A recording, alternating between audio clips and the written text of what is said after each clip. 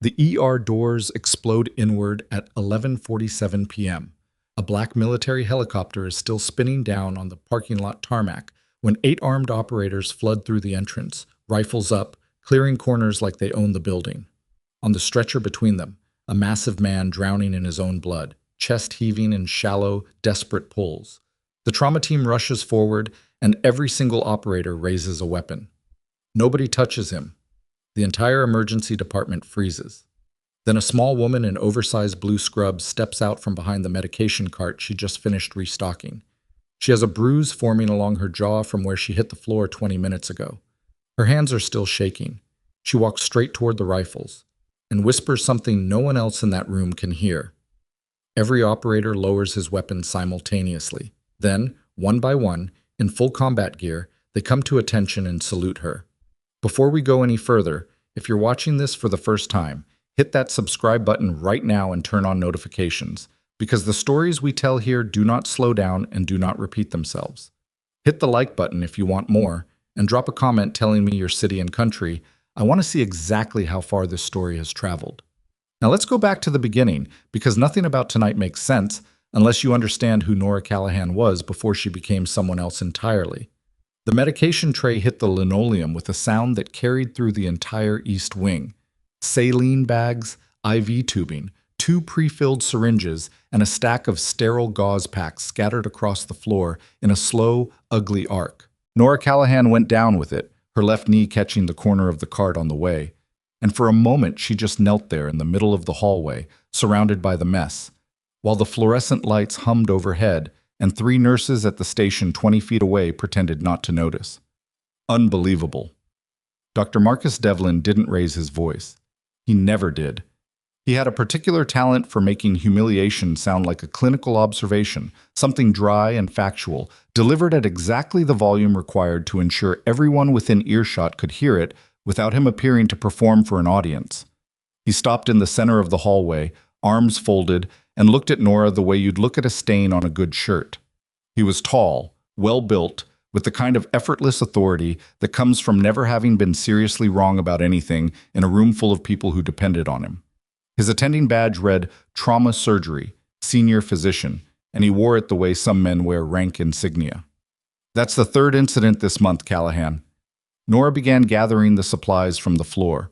Her hands moved quickly, efficiently, which was the one thing she couldn't stop them from doing, no matter how hard she tried to look like someone who fumbled things.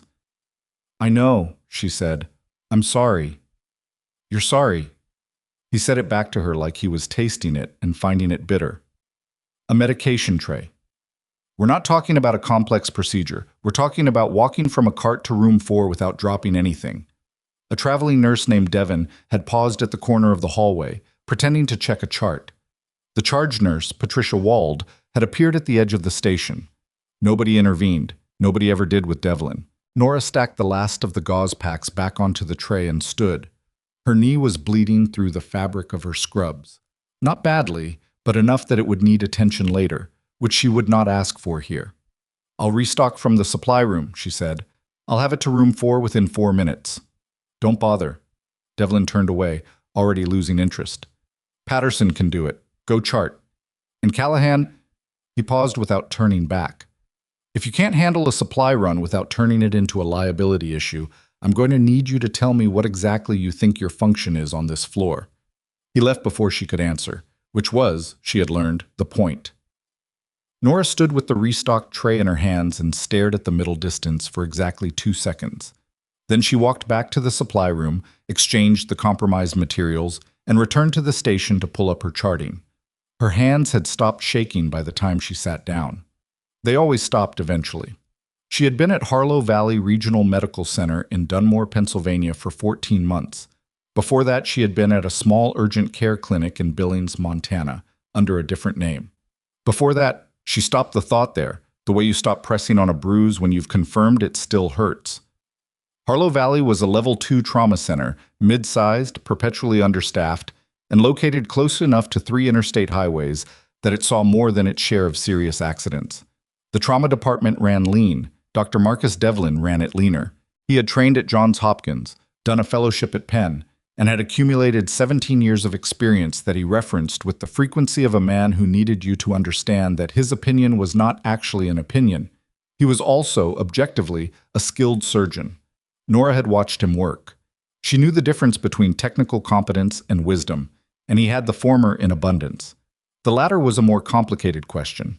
She had been on his service for 11 of her 14 months at Harlow Valley, transferred from the general medical floor when the trauma department posted a vacancy. She had not sought the transfer. The floor supervisor had recommended her, citing her calm under pressure and her instinct for deteriorating patients, the ability to recognize when someone was getting worse before the numbers confirmed it. Devlin had not wanted her. He had made this clear with the specific brand of courtesy that never quite crossed into something you could formally document. He assigned her the most routine tasks. He questioned her clinical judgments in front of other staff in a tone suggesting the questions were rhetorical. He called her by her last name the way drill sergeants call recruits by their last names, which was either coincidence or something he had decided without knowing why. She made herself small. She dropped things. She apologized. She arrived early and left late and made no enemies and no particular friends. She ate lunch alone in the break room with a book, and she chose books that didn't look interesting enough to invite conversation. It was a performance, one she had been giving long enough that some days she couldn't locate where the performance ended. The night shift was 7 hours in when the radio crackled. Nora caught it before the charge nurse did. She was already standing near the radio console, updating a fluid chart for the patient in Bay 3. The call came through the emergency channel on a frequency that Harlow Valley used for incoming trauma notifications, but the voice was wrong. It was too clipped, too structured, following a pattern that civilian EMS dispatchers didn't use. Valley Regional, be advised, inbound trauma, single adult male, gunshot wound, chest and lower extremity. Critical. ETA 6 minutes. Requesting Trauma Bay Alpha and a cleared landing zone. This is a federal medical transport. Civilian clearance codes to follow. Patricia Wald leaned over the console. Federal transport? Military, Nora said. She hadn't meant to say it out loud. Patricia looked at her. How do you know that? The call pattern. Nora had already stepped back from the console. They use a different protocol for handoff. You'll want to notify Devlin. She said it neutrally, watching Patricia reach for the intercom, and turned away before anyone could follow up on the observation. In the locker room at the end of the hall, she splashed cold water on her face and gripped the edge of the sink and breathed. 6 minutes became 4 by the time she walked back out. The trauma bay was already moving. Devlin had materialized from wherever he'd been, probably the attending lounge, which was his territory after 10 p.m., and was directing the preparation with the brisk authority of a man who found emergency situations clarifying rather than stressful. 2 residents were pulling equipment. The charge nurse was at the supply cart. Devin, the traveler, was gloved and masked. Nora took her position at the peripheral station near the head of the bay. Nobody told her to stand there. Nobody told her not to. The helicopter landed in the parking structure adjacent to the ambulance bay, not the rooftop pad, which meant they'd been vectored to the ground-level space that the hospital rarely used. The sound of rotors cut through the building's walls, and then the ER doors opened, and 8 men came through them. Nora counted 8 in the first 2 seconds. Dark tactical gear, no unit insignia visible, weapons holstered but accessible in the way that meant they hadn't decided yet whether this was a safe environment. The stretcher came through with 2 of them on either side, a 5th-point carry, the technique that kept the casualty level on uneven terrain. The man on the stretcher was large, broad across the shoulders, wearing shredded tactical clothing that had been partially cut away. One thigh was wrapped in a tourniquet that had been applied with field precision. The trauma team moved to receive the stretcher, and every weapon in the room came up.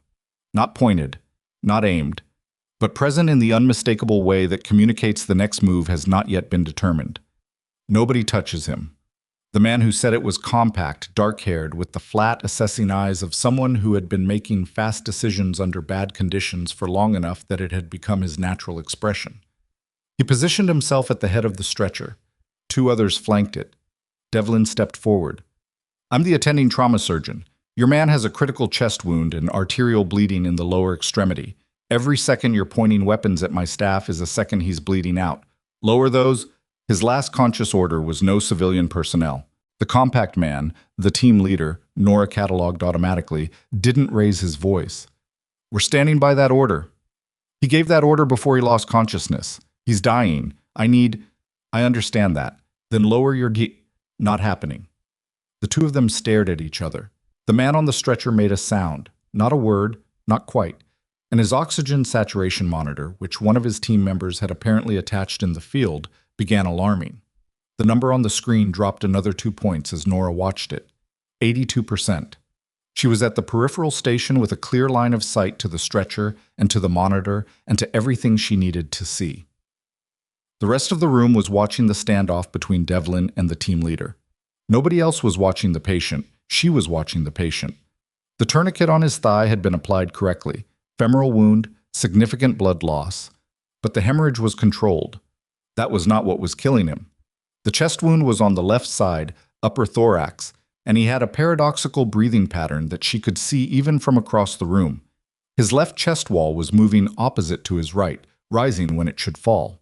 His neck veins were distended, visible even from this distance, even in this lighting. His trachea, when she could get a glimpse of it between the team members, had shifted. Tension pneumothorax. The air in his pleural space was under pressure. Each breath he took was making it worse, compressing his mediastinum, pushing his heart further from center, reducing its ability to pump. His blood pressure was probably in freefall. His oxygen saturation would continue to drop, regardless of what supplemental oxygen anyone gave him, because the problem wasn't the oxygen, it was the mechanical space for his lungs to function. He had maybe 4 minutes before cardiac arrest from obstructive shock. Devlin had not identified it. Devlin was occupied with the standoff, still trying to negotiate access, still approaching this as a trauma with 2 primary problems when there were actually 3, and the third one was the one that was about to kill the man. Nora picked up a chest decompression kit from the supply cart and walked across the trauma bay.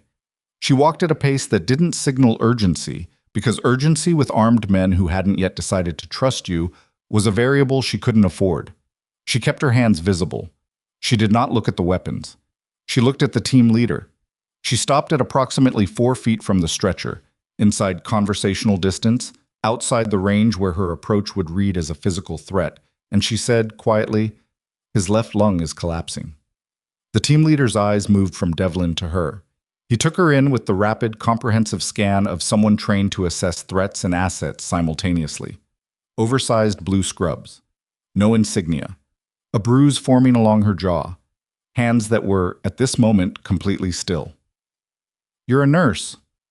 "I was a lot of things before I became one." She held up the decompression kit so he could see it. A large bore needle in a sterile package, designed for exactly one purpose: to decompress a tension pneumothorax in a field or emergency setting by inserting the needle into the second intercostal space at the midclavicular line and releasing the trapped air before it stopped the heart. "This is what saves him right now," she said. "Not the chest wound, not the leg. This." The team leader looked at her for 2 seconds. Then he looked at his commander on the stretcher. The saturation monitor dropped to 79. "Marcus." She didn't look at Devlin when she said it, which she knew would cost her later. His neck veins and his breathing pattern. Tension pneumo. The chest wound is secondary. There was a beat of silence in which she could feel Devlin doing the reassessment, working through what he had seen versus what he had assumed, the specific uncomfortable experience of recognizing that you had misread the primary problem. "She's right," he said. He didn't say it to her. He said it to the room. The team leader stepped aside. Nora moved to the stretcher. She tore the package open, confirmed the anatomy by palpation, second rib, midclavicular line, the space she needed, and inserted the needle. The rush of air was audible. It was the sound of a lung re-expanding, of a heart no longer being crushed by pressure it wasn't designed to withstand. The saturation monitor stopped its descent and held. Then it moved upward, 81, 83, 85. The patient's breathing changed, and then his hand moved and his fingers closed around Nora's wrist with a grip that had no business being that strong in a man who had been dying 30 seconds earlier. His eyes opened.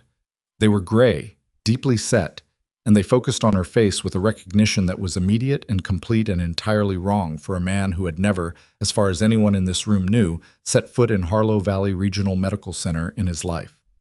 The word that came out of him was barely a sound. "Phoenix." The room went quiet in a way that rooms don't go quiet when someone says an unfamiliar word. They go quiet when everyone present understands that something has shifted, that a piece of information has entered the space that changes the shape of everything around it, and no one has yet worked out what to do about it. The team leader had gone very still. Nora did not move. She did not pull her hand from his grip. She did not look away from his face. She said nothing. The patient's eyes closed again.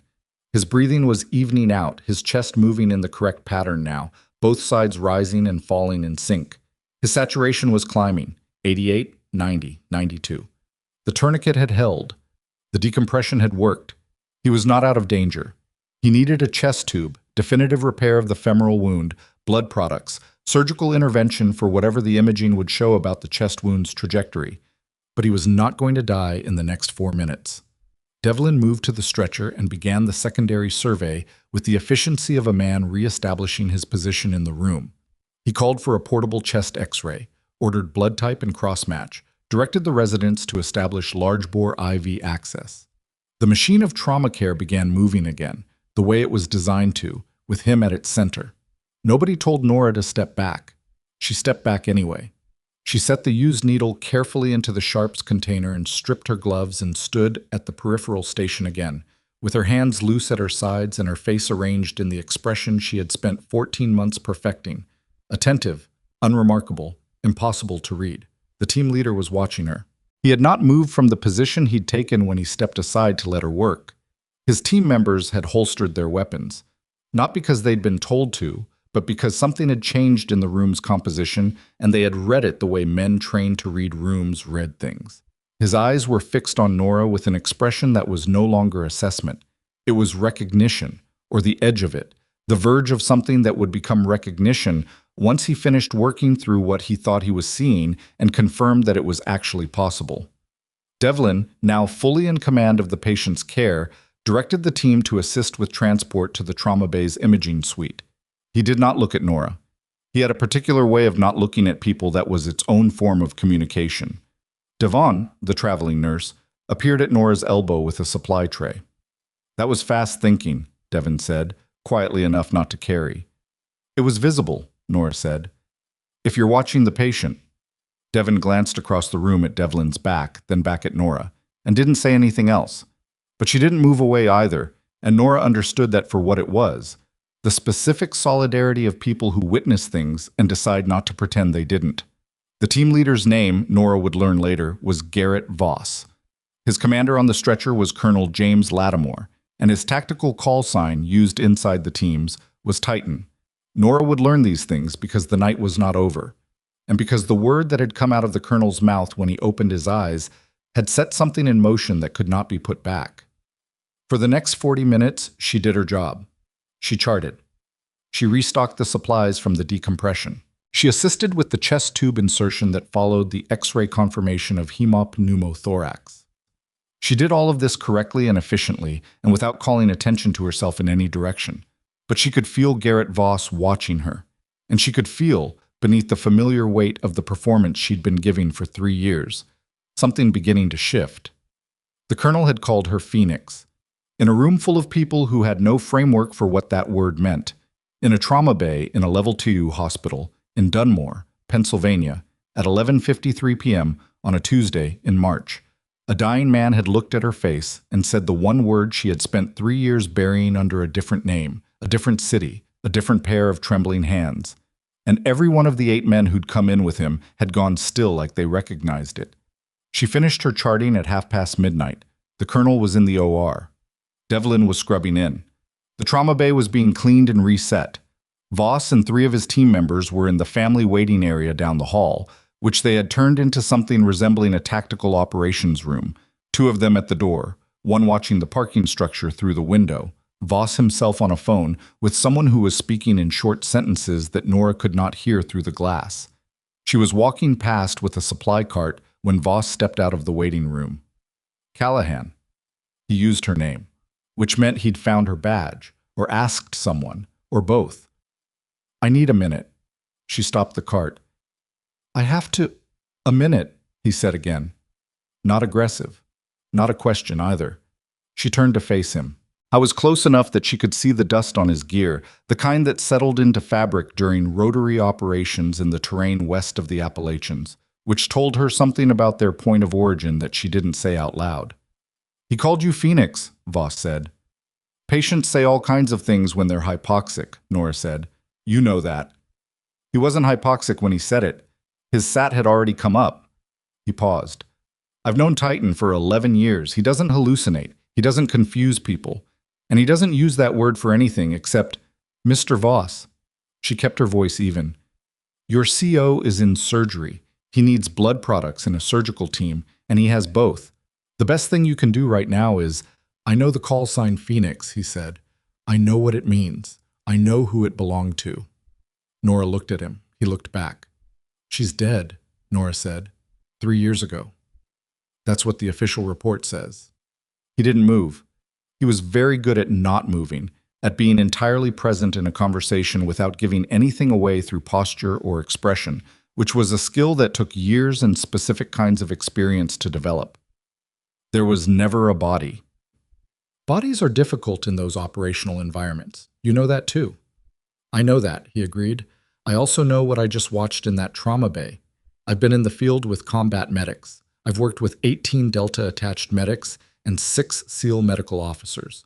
What you just did, the assessment, the call, the technique under pressure with 8 armed strangers in the room, that's not Harlow Valley Regional. That's AFSOC or Nisavdauzoter training, and it's not new. Nora was quiet for a moment. Behind her, she could hear the OR corridor settling back into its routine sounds. Somewhere down this hall, a monitor beeped in steady rhythm. Go be with your team, she said finally. Your CO needs you to be functional tomorrow. She took her cart and walked away. She did not run. She did not look back.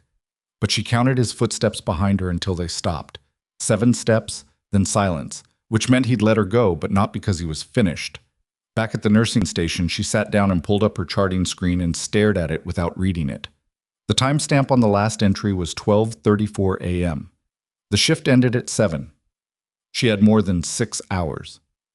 In the break room refrigerator, there was half a sandwich from her dinner break and a bottle of water. She was not hungry. She drank the water and sat in the small plastic chair by the microwave and thought about trajectory. Not the ballistic kind, though she knew more than she'd ever wanted to about that, but the kind you think about when you've been running from something for long enough that you've forgotten whether you're running or just moving. She had been Nora Callahan for 3 years. Before that, for 11 years, she had been someone else. Someone who had run toward bad situations instead of away from them, who had been trained to make exactly the assessments she'd made tonight, in environments where the margin for error was narrower than anything a Level 2 trauma center in Pennsylvania would ever produce. She had been good at it. She had been, for a period that felt both impossibly long and impossibly compressed, one of the best. And then she had seen something she wasn't supposed to see, and she had refused to unsee it, and the people who needed her to unsee it had made sure she understood the cost of that refusal. And then other people, people in offices and agencies whose names she couldn't say in the wrong rooms, had taken her and moved her and changed her name and told her that this was the only way to keep her alive. She had spent 3 years being alive. It wasn't the same thing as living, but it was what she had, and she had been careful with it. And tonight a dying colonel had opened his eyes and said one word, and now Garrett Voss knew, or was close enough to knowing, that the distinction was academic, and the specific careful life she had built was already beginning to come apart at the seams. She pressed both hands flat on the break room table and looked at them. They were still. The way they were always still when she stopped pretending she needed them to shake. Down the hall, through 2 sets of doors and 1 OR suite, James Lattimore was on a table with a surgical team working to repair what the field medics in Nora's decompression had bought time for.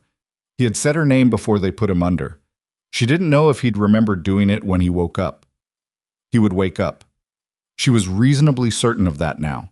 His physiology was sound, his blood volume was being replaced, and the tension pneumothorax had been caught before it became cardiac arrest. He was going to wake up with a chest tube, a repaired artery, and the particular clarity that sometimes came to people who had been close enough to death to smell it. When he woke up, he would tell Voss everything, and Voss already suspected most of it. She had 4 hours, maybe 6, before this stopped being a night that had gone sideways in a manageable direction and became something else entirely. She thought about the options, methodically, the way she'd been trained. She could leave. Tonight, before the shift ended, go to the locker, take the bag she kept packed out of a habit she'd never been able to break, and be in a car heading west before anyone noticed she was gone. The people who had placed her here had given her an exit protocol. She'd never used it. She'd never needed to. She could stay and let it happen, let Voss get to the truth, let the conversation she'd been avoiding for 3 years finally occur in whatever form it took. She sat with both options and felt the weight of each one. Then the radio at the nursing station down the hall crackled again. Not the emergency channel this time. The security channel, which she recognized because she had memorized the hospital's radio protocols in her first week. Old habit, new building, same instinct. The voice on the security channel was the overnight guard at the parking structure access point. He sounded confused rather than alarmed, which was worse. Control. I've got 2 vehicles at the west gate. They're saying they're federal contractors here for the patient transport. A pause. Control. They don't have the right clearance code, but they're not moving. Nora was already standing before the voice came back. Control. I've got 4 individuals approaching on foot from the structure. They've got weapons drawn. Control. Weapons drawn at the west. The radio cut to static. Not interference, not a dead battery. Cut. Nora was at the door of the break room, then in the hallway, then moving toward the trauma bay at a pace that was still technically not running. Behind her, she could hear the nursing station beginning to respond to something on the monitor system. Ahead of her, through the trauma bay doors, she could see the waiting room where Voss and his team had set up. Voss was already on his feet. He had heard it too. Their eyes met through the glass panel in the trauma bay door, and in the fraction of a second that their gazes connected, everything Nora had been carefully not saying for 14 months was right there on the surface where anyone who knew how to look could see it. He knew exactly what was happening. And now, so did she. The hospital was no longer a hospital. It was a target. And the man in the OR, the man who had said her name, was the reason. Voss didn't wait for her to reach the door. He was already moving, 3 quick steps to the nearest team member, a low exchange of words that didn't carry through the glass, and then 2 of his men were repositioning toward the corridor that led to the OR wing, while the 3rd took a position near the waiting room's secondary exit. Voss himself pushed through the trauma bay door and came into the hallway at the same moment Nora arrived, and they were standing 18 inches apart with the hospital's overnight sounds still running their normal patterns around them. Monitors, distant intercom, the soft machinery of a building that hadn't yet understood it was under threat. How many? Voss asked. Security called 4 on foot from the parking structure. 2 vehicles at the west gate before the channel cut. She kept her voice at the same volume he was using. That's a minimum number, probably more staged outside. You got a layout of this building? Yes. He didn't ask how, which told her something about how far his suspicion had traveled in the last hour. OR wing, she said. 1 corridor in, 1 corridor out, surgical suite at the end. If they want Lattimore, they come through this floor first. There are 2 stairwells, east and west. The west one lets out directly into the ambulance bay, which is where your helicopter is. They'll want to push us toward the east. The east stairwell exits into the parking structure, which they already control. She confirmed. Voss absorbed this in approximately 1 second. Then he said, Call sign Phoenix is listed as deceased in every federal database I have access to, which means whoever's coming through that west gate has better access than I do, or they've been watching this hospital since we landed. Since before you landed, Nora said. They tracked your transport. This wasn't opportunistic.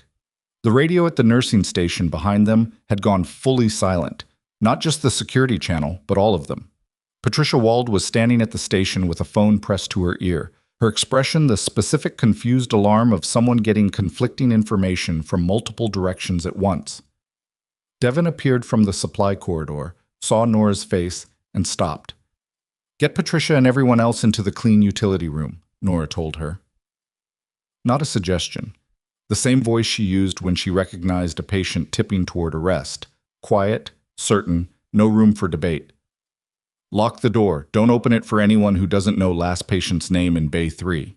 You know it. Devlin stared at her. Devlin. Okay, Devlin said, and went. Voss watched this exchange with the focused attention of a man updating his assessment in real time. Patterson's the other nurse, Nora said, turning back.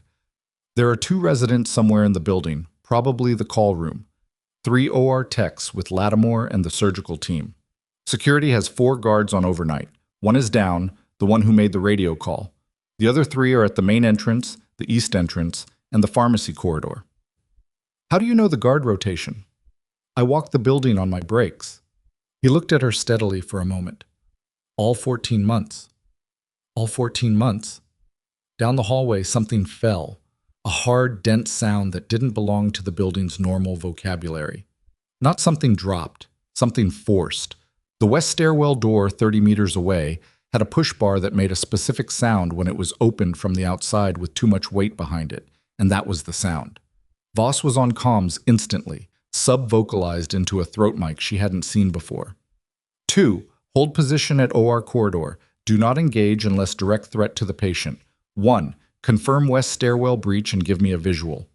The response came through his earpiece and Nora caught fragments of it. 2 words, confirmation, a number, before Voss moved. We've got 2 coming down the west hall. Armed, plain clothes, no visible insignia. 1 more confirmed in the stairwell. He looked at her. There are probably more we haven't located. There are, Nora said. Because there always were. The people who had come for Lattimore, and she knew now, with the cold certainty of someone who had been waiting for exactly this for 3 years, who had sent them, did not run operations with minimums. They ran them with redundancy built in at every layer. You sent enough people to absorb losses and still complete the objective.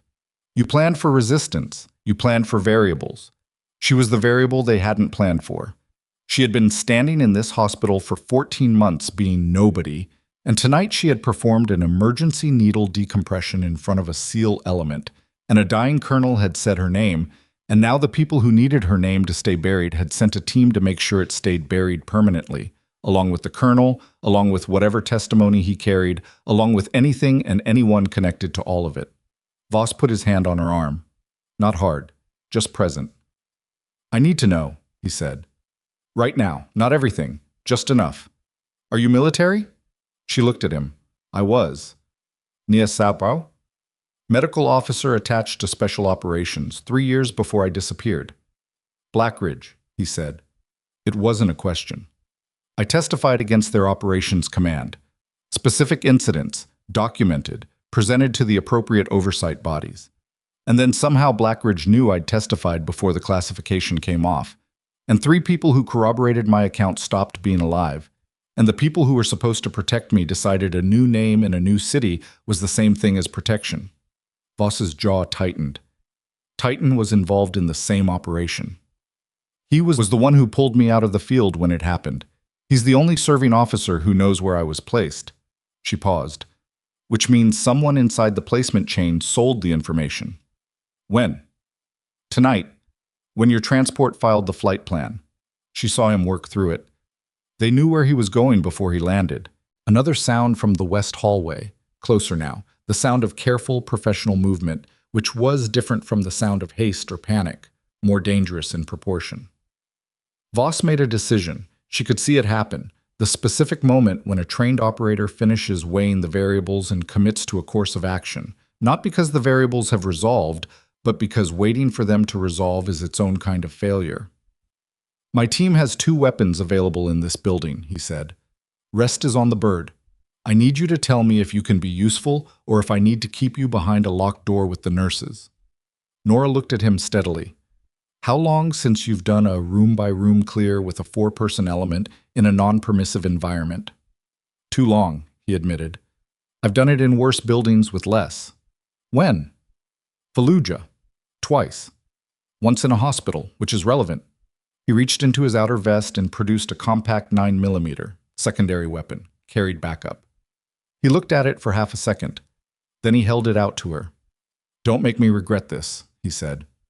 You should know, she said, taking it, checking the chamber and the magazine in a motion that occupied less than 2 seconds, and communicated everything she needed it to. I never wanted to be here. Any of this. I wanted to chart vitals and go home and not be found. She pressed the magazine back in. So the fact that I'm standing here with your backup piece in a hospital I've spent 14 months learning tells you something about the kind of night this is. Yeah, Voss said. It tells me it's the kind of night where Titan called the right person. They moved. The hospital's west corridor was 40 meters of linoleum, overhead fluorescents, and doorways at irregular intervals. Supply rooms, a medication room, a consultation office, and the break room where Nora had been sitting 17 minutes ago thinking about trajectory. The corridor ended at a T-junction, north toward the imaging suite, south toward the main nursing station and the trauma bay, east toward the OR wing. At the T-junction, 25 meters ahead, one of Voss's team members, the one she'd mentally tagged as the youngest, maybe late 20s, moving with the slight over-deliberateness of someone who was very well trained and very aware of how much was riding on each decision, was pressed against the wall with his weapon up and his attention on the east branch of the junction. He held up 2 fingers without looking back. 2 contacts, east branch. The west branch of the junction, behind him, was dark. The overhead lights in that section had been cut, manually or remotely, which told her these people had done preparation, had either accessed the hospital's electrical systems or had a contact inside who had given them a building plan. Nora put her hand on Voss's shoulder and pointed. She would take the supply corridor parallel to the west branch, which was not on any public hospital map, but which she knew because she had walked every corridor in this building, on overnight shifts when Devlin had her doing busy work to keep her out of the trauma bay. He understood. Single nod. She left him at the main corridor and moved through the supply corridor quickly, keeping her weight forward and her footfalls deliberate. The gait that generated the least sound on hard floors, which was not how most people moved, but was the way you moved when you had practiced it enough that it stopped feeling unnatural. The supply corridor was dark except for the emergency strip lighting at floor level, a red-orange glow that was enough to navigate by and not enough to be seen by someone without enhanced optics. She moved through it in 30 seconds and came to the junction on the west side, where a supply closet door stood ajar at the corner. Through the crack in the door, she could see into the west branch. 2 men, moving in a bounding overwatch pattern, one advancing while the other covered. Professional, unhurried, searching rather than rushing. Plain tactical clothes, no visible insignia as Voss had said, and the specific equipment configuration of people whose funding was private and whose accountability was, at this moment, 0. She recognized the configuration. She had seen it before, in a country that the official record said she had never visited, in a situation that the official record said had never occurred. Blackridge. Not the corporate face of Blackridge, not the defense contracting office with its government relations staff and its multi-billion-dollar federal contracts, but the operational component, the deniable arm, the piece that did the things the official record didn't discuss. The same arm that had been hunting Phoenix for 3 years. She looked at the 2 of them moving through the west branch and made a calculation that she had not had to make in 3 years. The kind that involved angles and distances and the specific physics of a narrow corridor and the question of whether she was prepared to do what might be necessary. She was not happy about the answer, but she had it. She backed out of the supply closet doorway and returned to the main corridor where Voss was holding position with his team member at the T-junction. She signaled 2 contacts, west branch, bounding overwatch, 30 meters out. She pointed to herself and then to the north imaging corridor, indicating she would push them away from the OR wing. Voss looked at her for a beat too long, the specific hesitation of someone who has just decided to trust an unknown variable with a significant piece of the plan. Then he nodded. What happened in the next 4 minutes was not clean. Nothing in a hospital corridor is clean, and Nora was not the person she had been at her operational peak. 3 years of deliberate physical quieting, of keeping her body calibrated toward not standing out, meant that she was functional and well below where she would need to be in a direct engagement. She knew this going in. It was part of the calculation. She didn't need to win a direct engagement. She needed to redirect one. She came out of the north imaging corridor deliberately, made herself visible at the junction for long enough to draw attention, moved back into the corridor when both contacts swung toward her position, and pulled them north and away from the OR wing through a combination of calculated misdirection and the building knowledge she had spent 14 months accumulating. She used 2 stairwell doors, the imaging suite's dual exit layout, and a supply elevator that the overnight staff used for linen transport, and which appeared on no emergency responder map of the building. One contact she lost entirely. She heard him fall back toward the west entrance, possibly in response to something Voss's team was doing on the other side of the building. The other followed her into the imaging corridor long enough that Voss could close the corridor behind him. And then it was a containment problem rather than an infiltration problem, which was a different category with different solutions. She was breathing hard by the time she got back to the main nursing station. Not controlled, measured breathing, actual effort, the kind that reminded her that 41 was not 28, and that 3 years of moderate exercise was not the same as operational conditioning. Patricia Wald was in the locked utility room with Devlin and 2 other staff members. The residents were accounted for. Voss's team had found them in the call room and moved them to a secured position near the OR wing. The surgical team was still working on Lattimore behind the closed OR doors, which was both the best and worst possible scenario. Best because it meant they were continuing to save his life. Worse because it meant they were unreachable and unaware.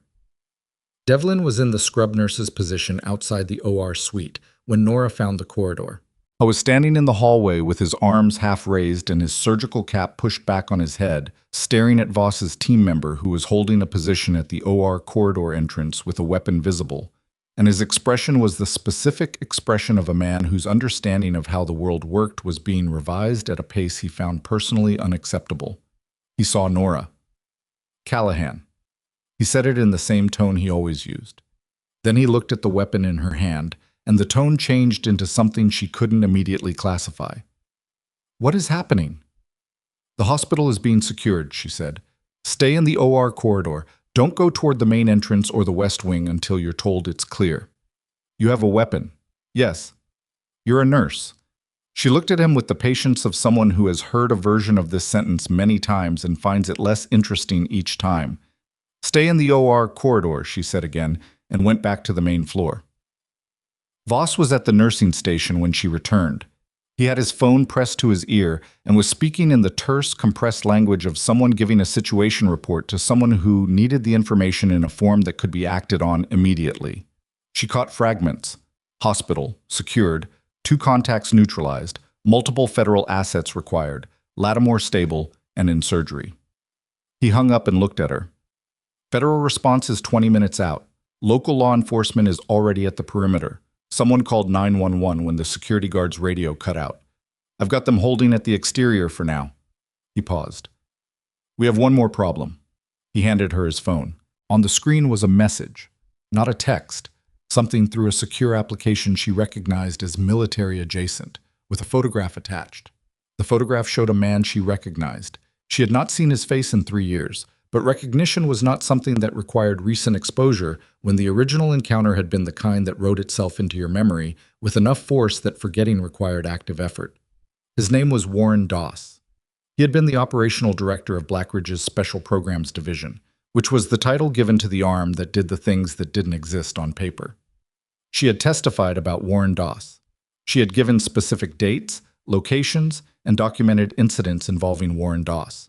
And Warren Doss had disappeared the week before her testimony was formally received, which was how she had known, with absolute certainty, that someone inside the oversight process had warned him. He was in the photograph standing outside what appeared to be a vehicle parked within view of the hospital's west facade. He's here, she said. He's been here. Voss took the phone back. The message came from an asset outside. He was in that vehicle before we landed. This was never about us. Or not only about us. They've been watching this hospital. She felt the specific cold of understanding something that should have been obvious and wasn't, because she had been so careful for so long that she had stopped watching for things she thought she had escaped. They found me before tonight, she said. My asset thinks they found you 6 weeks ago. They were waiting. He met her eyes. For something to pull you back into the open. And Titan walking through those doors was either the trigger or they planned to use him as one. He paused.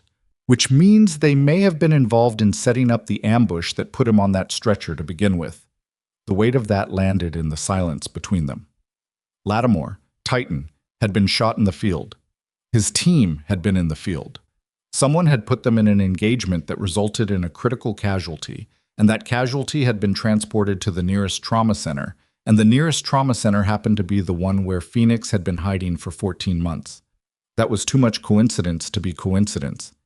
He needs to wake up, Nora said. Whatever he knows, Whatever he was going to testify to, whatever he was carrying, it's the same case, Voss said. His team had intelligence on Blackridge's current operations. New contracts, new programs. Not historical. Not the incidents you testified about 3 years ago, current ones. He was coming back from a classified brief. The ambush hit them 40 minutes after they left the facility. The brief was compromised. Everything that touches this case is compromised. He said it without heat, which was worse than if he'd said it with anger. That's the point. That's why Phoenix was supposed to be dead. Because as long as you're dead, the existing testimony is historical and manageable. If you're alive and Titan wakes up with new intelligence and you two are in the same building, it becomes current, she said. It becomes an active federal matter with living witnesses. Which is why Doss is in that parking lot. She stood with this for a moment. The nursing station around her was still and quiet. The building in the specific suspended state that exists between crisis and resolution, when the worst has either passed or not yet arrived, and it's too early to know which. Her hands were at her sides. Not shaking, not performing stillness, just still, the way they were when she stopped pretending. She thought about Devlin standing in the OR corridor, about Devon counting her own heartbeats in a locked utility room, about Patricia Wald, who had worked this floor for 11 years and should never have been in the position of hiding behind a door while armed men moved through her hospital. She thought about the residents in their call room and the surgical team still working on Lattimore's chest, and she thought about the 3 years she had spent making herself small and invisible and insufficient in a place where people like Devlin could call her incompetent without consequence, because being seen as incompetent was the safest identity she had available. She looked at Voss. "Where's Doss now?" He checked his phone. "Asset says the vehicle is still stationary. He hasn't moved." "He won't move until he knows the result," she said. "He's not operational anymore. He's oversight. He sends people in, and he watches the outcome. Or he moves if the people he sent in don't come back." She nodded. "We have maybe a 15-minute window before he decides the operation is compromised and disappears." She paused. "If he disappears before the federal response arrives, he disappears. These people know how to disappear." She knew this from personal experience. "What are you thinking?" Voss asked. She was quiet for a moment. The honest answer was that she was thinking about 3 years of hiding and 1 night of not hiding, and the specific difference between the two. She was thinking that the reason she was still in this building, still in these oversized blue scrubs with a borrowed 9mm in her hand, instead of 2 states away under a third name, was not purely tactical. It was something older and harder to name, the thing that had made her testify in the first place, before she understood what testifying would cost her. The thing that meant she had never been able to fully commit to the performance of being no one. Because being no one required believing, on some level, that the things she had witnessed didn't matter enough to stay present for. She had never quite gotten there. "The federal response needs something to respond to," she said. "Not a cleared building with a missing Doss. A building with Doss still in it, and enough documentation to rebuild the case from the current operation." Voss looked at her. "The 2 contractors we contained are Blackridge assets on an unauthorized domestic operation against a military officer and protected witness." She said it flatly. "That's not a gray area. That's multiple federal statutes. And Doss's presence in that parking lot as the operation commander is the piece that links tonight to everything I testified about 3 years ago. You're talking about keeping him here until the feds arrive. I'm talking about making sure he doesn't have a reason to leave before they do." Voss studied her. "And how do you propose to do that without going out to the parking lot yourself?"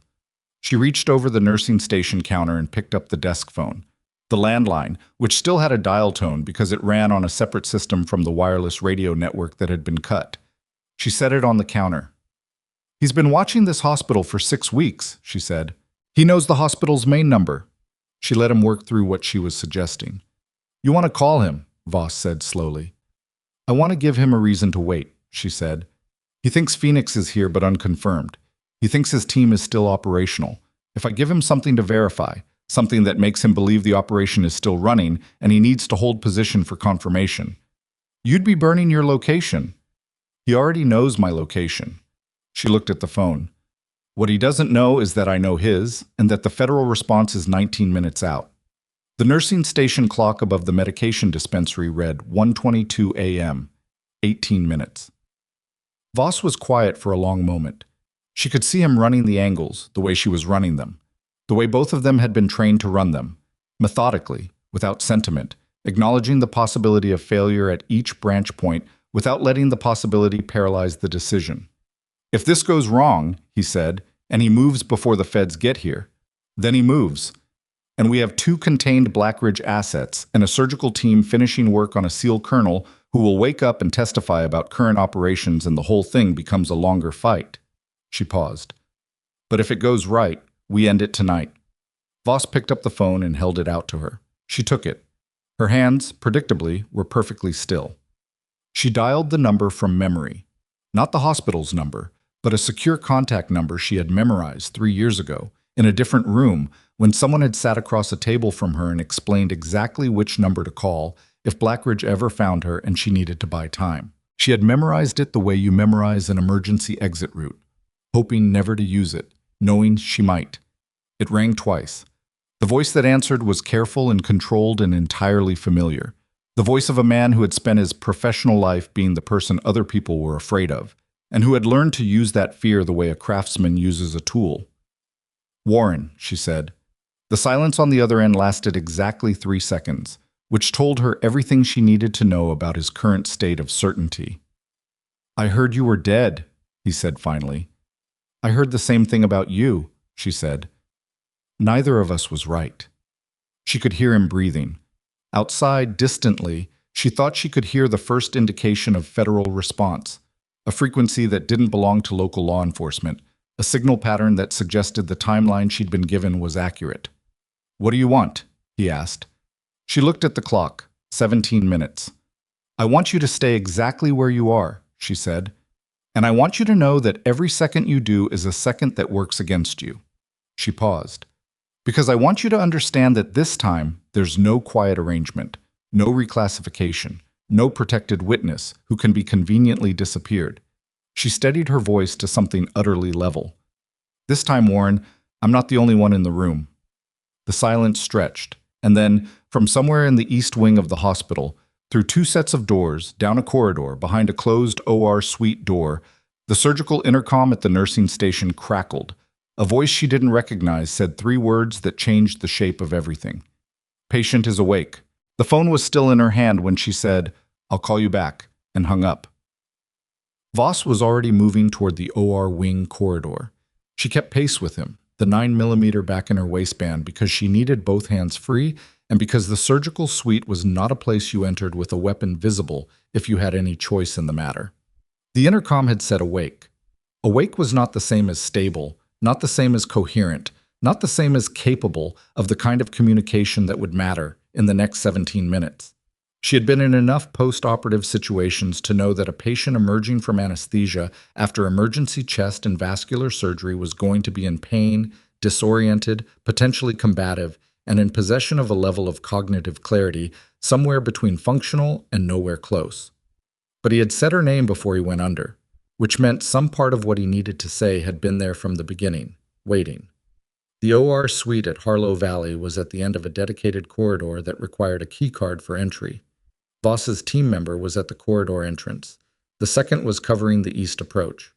The surgical team had been told there was a security situation in the building and to stay in the suite. They had complied, the way people comply when armed men give them information in a tone that leaves no ambiguity about what compliance looks like. Devlin was still in the hallway outside the suite door.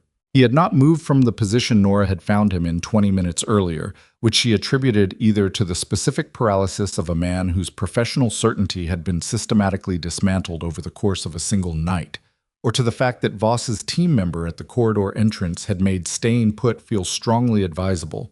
He looked at Nora when she came through the corridor door. He opened his mouth. "Not now," she said. Not unkindly, just factually. She keyed the suite door with the access card clipped to her badge. OR entry was part of her credential set, a detail Devlin had complained about during her first month because he felt OR access should be limited to surgical staff, and the administration had overruled him on the grounds that trauma nursing included OR support, and went in. The scrub nurse looked up.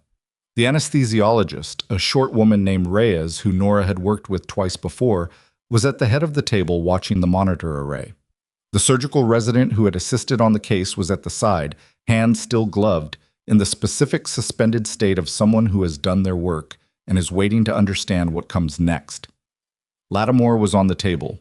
He was larger somehow, in the context of the OR's clinical whiteness than he had been on the trauma stretcher, his broad frame occupying the table in a way that made it look undersized. There was a chest tube in his left side, secured and draining appropriately. His left thigh was wrapped and elevated. The monitors above him showed a blood pressure that was low normal, not good, not catastrophic, and a heart rate that was elevated but stable. His oxygen saturation was at 94 on supplemental oxygen, which was acceptable for a man with one partially compromised lung and a post-op chest that was going to be angry for weeks. His eyes were open, not the half-conscious flutter of someone dragged back by stimulation. Open and tracking, moving from the ceiling to the anesthesiologist to the scrub nurse, and then, when Nora came into his line of sight, stopping. "There she is," he said. His voice was wrecked by the tube they'd had in his throat and by the simple physics of his chest wound, but the words were clear. Reyes looked at Nora with the expression of someone who has just realized they are adjacent to a situation that is significantly above their clearance level. "He's been asking for you," Reyes said, "by a name that isn't on his chart." "I know." Nora came to the side of the table. "Colonel, can you hear me clearly?" "Clearly enough." He tried to shift his position and stopped immediately, his face tightening with the specific compressed expression of a person who has just encountered the full consequence of having had their chest surgically opened. "Don't tell me to rest." "I wasn't going to." She put her hand on his arm, the clinical touch of someone assessing rather than comforting, feeling for the tension in his musculature, the subtle tells of how much pain he was actually managing versus what he was choosing to show. A lot. He was managing a lot and showing approximately a third of it. "I'm going to ask you questions. I need you to answer only what you can answer. If the pain gets ahead of you, you tell Reyes and we stop for 2 minutes. Understood?" "Understood." A pause, during which his chest moved in the careful, deliberate rise and fall of someone who has already learned that breathing is now a decision requiring conscious effort. "Das. We know he's here. Federal response is..." She glanced at Reyes's watch on the monitoring station. 14 minutes. Lattimore's jaw tightened. "Not enough." "Tell me why." He looked at her. His gray eyes were the same as they'd been in the trauma bay, focused, fully decided that being alive meant being useful and would not permit the pain to reclassify that decision. "The brief," he said. 18 hours ago, classified facility outside Harrisburg, Blackridge's current operational portfolio, not historical. Current. 3 active programs." He stopped for a breath. "Domestic. All 3. Nora absorbed this.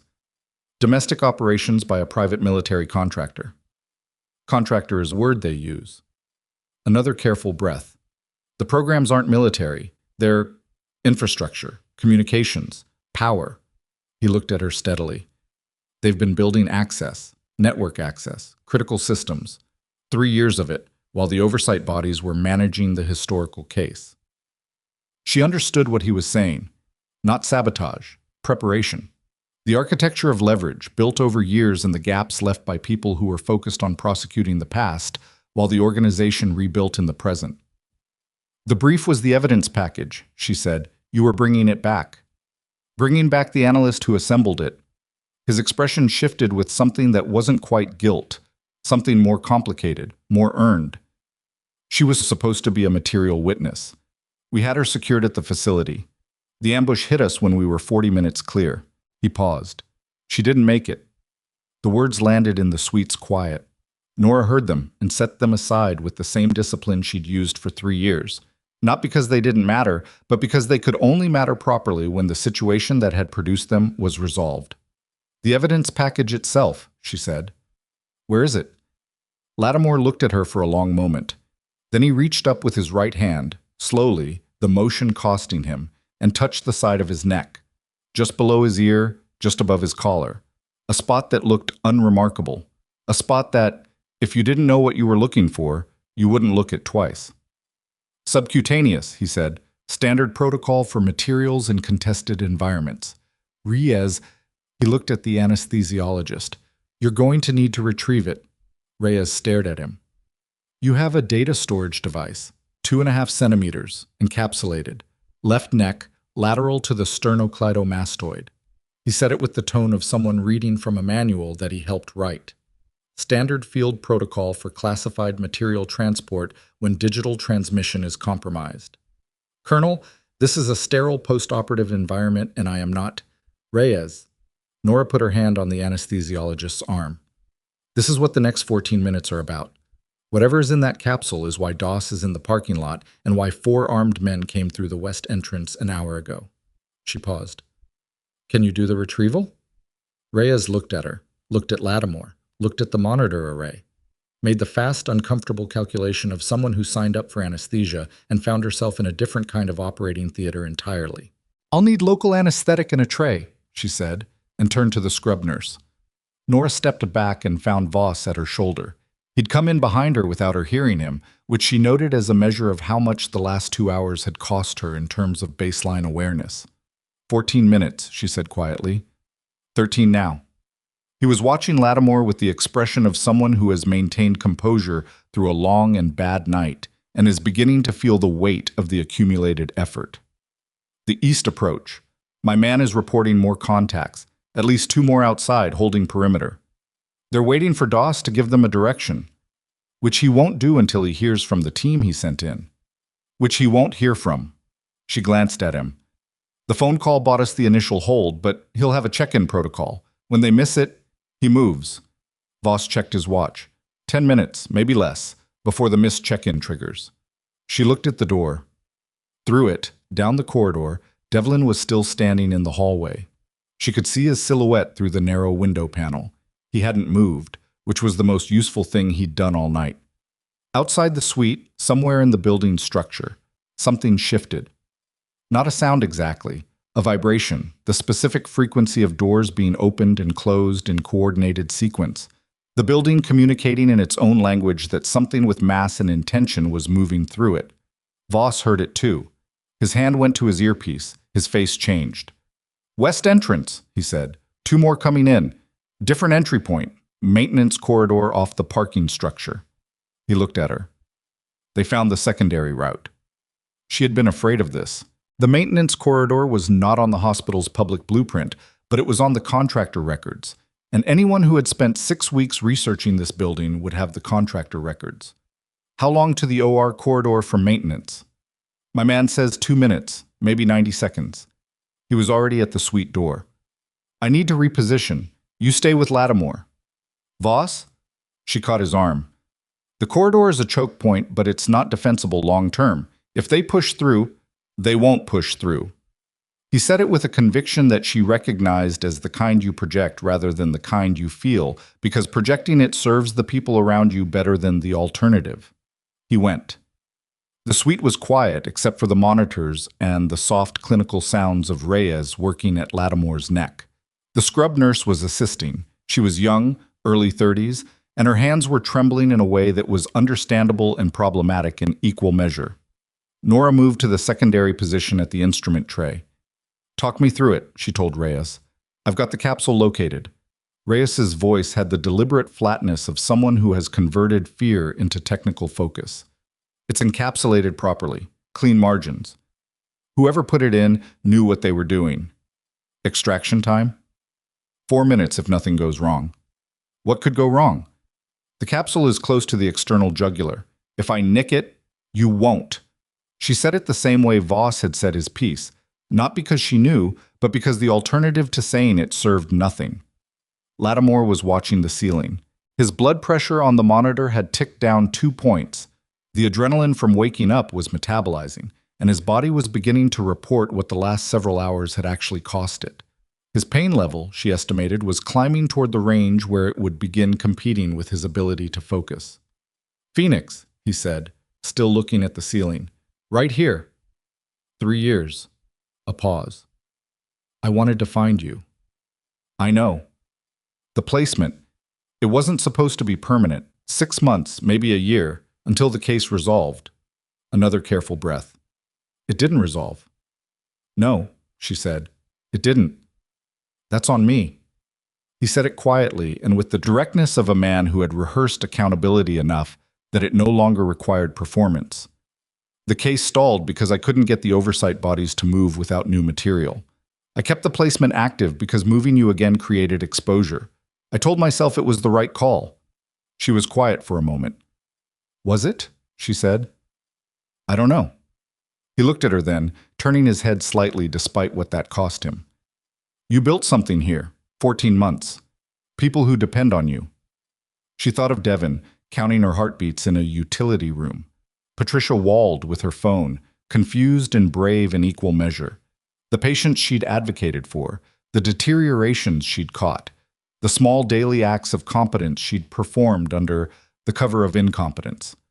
I did my job, she said. Whatever else I was, I did my job. Yes, he said. That's what Phoenix always did. From outside the suite, not distant, not from another corridor, but from the OR wing hallway immediately on the other side of the door, came the sound of voices raised in confrontation. She heard Voss's name. She heard Devlin's voice, which was the last voice she expected to hear in that context, raised in the specific authoritative register he used in the trauma bay. She looked at the suite door. Through the window panel, she could see fragments of the hallway. Devlin, his surgical cap still askew, his arms out in the horizontal posture of a man physically blocking passage, and beyond him, two figures in tactical clothing that were not Voss's team. Devlin was blocking the OR corridor. Marcus Devlin, trauma surgeon, 17 years of experience, petty tyrant of the East Wing, the man who had told her she couldn't carry a medication tray without liability implications, was standing in the hallway with his arms spread, refusing to move, while two armed men told him to get out of the way. Nora had approximately 1 second to decide. She went to the door and opened it. The two contacts were 8 meters down the corridor, with Devlin between them and the suite. Neither of them was pointing a weapon directly. They had read the situation as one where a direct confrontation would create complications, and they were trying to negotiate Devlin out of position through authority and implied threat. This was a tactical error. Devlin did not respond to implied threat. He responded to evidence and rank and demonstrated competence, and none of these men had any. He also, Nora noted, had a surgical retractor in his right hand, held down at his side with the grip of a man who has picked something up and not entirely decided what to do with it. She stepped into the hallway. Both contacts looked at her. There's a federal response 2 minutes out, she said. That's not a negotiating position. That's information. She kept her hands visible, the 9mm still in her waistband, the specific choice to not draw it yet, a calculation about how the next 30 seconds would go. The men you came in with are in containment. Warren Doss is in a vehicle outside this building that is currently surrounded by federal assets. She let this land. You have 2 minutes to make a decision about what you want the next 20 years to look like. The two men looked at each other. The one on the left was older, mid-40s, the particular weathered quality of someone who had been doing contract work for a long time and had accumulated the specific pragmatism that comes with surviving in that environment. He made the calculation faster than his partner. We're not getting paid enough for federal time, he said, and took his hands away from his weapon. The younger one took 3 more seconds. Then he followed. Devlin was still standing with his arms out, the retractor in his hand, his face holding an expression she had never seen on him before. Something between fury and something that might have been its own form of fear. Not fear of the men, she thought, something more complicated than that. She came up beside him. You can put that down, she said, nodding at the retractor. He looked at it like he had forgotten he was holding it. He lowered his arm. She turned back to the two contacts. Move to the waiting area, hands visible. You'll be processed when the federal response arrives. She said it in the same tone she'd used in the break room with Devin. Not aggressive, not uncertain, the voice of someone whose authority in this moment was simply not in question. They moved. Devlin looked at her. She looked back. Callahan? He started. Bennett, she said. It came out before she'd decided to say it, which surprised her. My name is Bennett. He absorbed this with the specific expression of a man encountering a revision he doesn't yet have a framework for. She left him in the hallway and went back into the suite. Reyes looked up when she came through the door. The anesthesiologist's hands were steady now. The chaos in the hallway had apparently resolved into something Reyes had decided not to think about until she'd finished what she was doing, which was both the most clinically sensible and the most professionally impressive response available. Almost there, Reyes said. Lattimore was looking at the ceiling again. His blood pressure had dropped another 3 points. She needed to look at that more carefully, needed to check his drain output, needed to assess whether the surgical repair was holding under the physical stress of the last hour. She moved to the monitor array and ran a rapid check. The drain output was elevated. Not catastrophically, but enough. The blood pressure drop was consistent with slow internal bleeding, not arterial, more likely venous, the kind that could be managed if caught early and became a crisis if not. She looked at the surgical resident who was still at the table's edge. His drain output is up, she said. Pull up the last 30 minutes of vitals trend and tell me if the pressure drop is linear or stepped. The resident pulled the trend. Linear, slow, steady, consistent with a minor venous bleed at the operative site rather than a new injury. Manageable. Not immediately life-threatening, but requiring intervention within the next hour. He needs to go back in, she told the scrub nurse. Not emergent, but within 60 minutes. Get the attending on call. Devlin is the attending on call, the scrub nurse said. She paused. Then get Devlin, she said. Reyes made a small sound. Not quite a laugh. Not a laugh.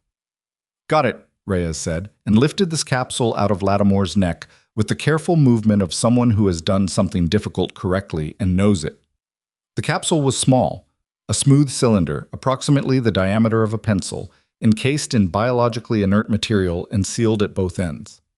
Reyes placed it in a sterile field tray, and Nora picked it up and held it, and thought about everything it contained, the documented evidence of 3 active domestic programs, the architecture of years of preparation, the thing that would make Lattimore's testimony not just historical, but immediate, the thing that Doss had sent armed men into a hospital to prevent from reaching federal hands.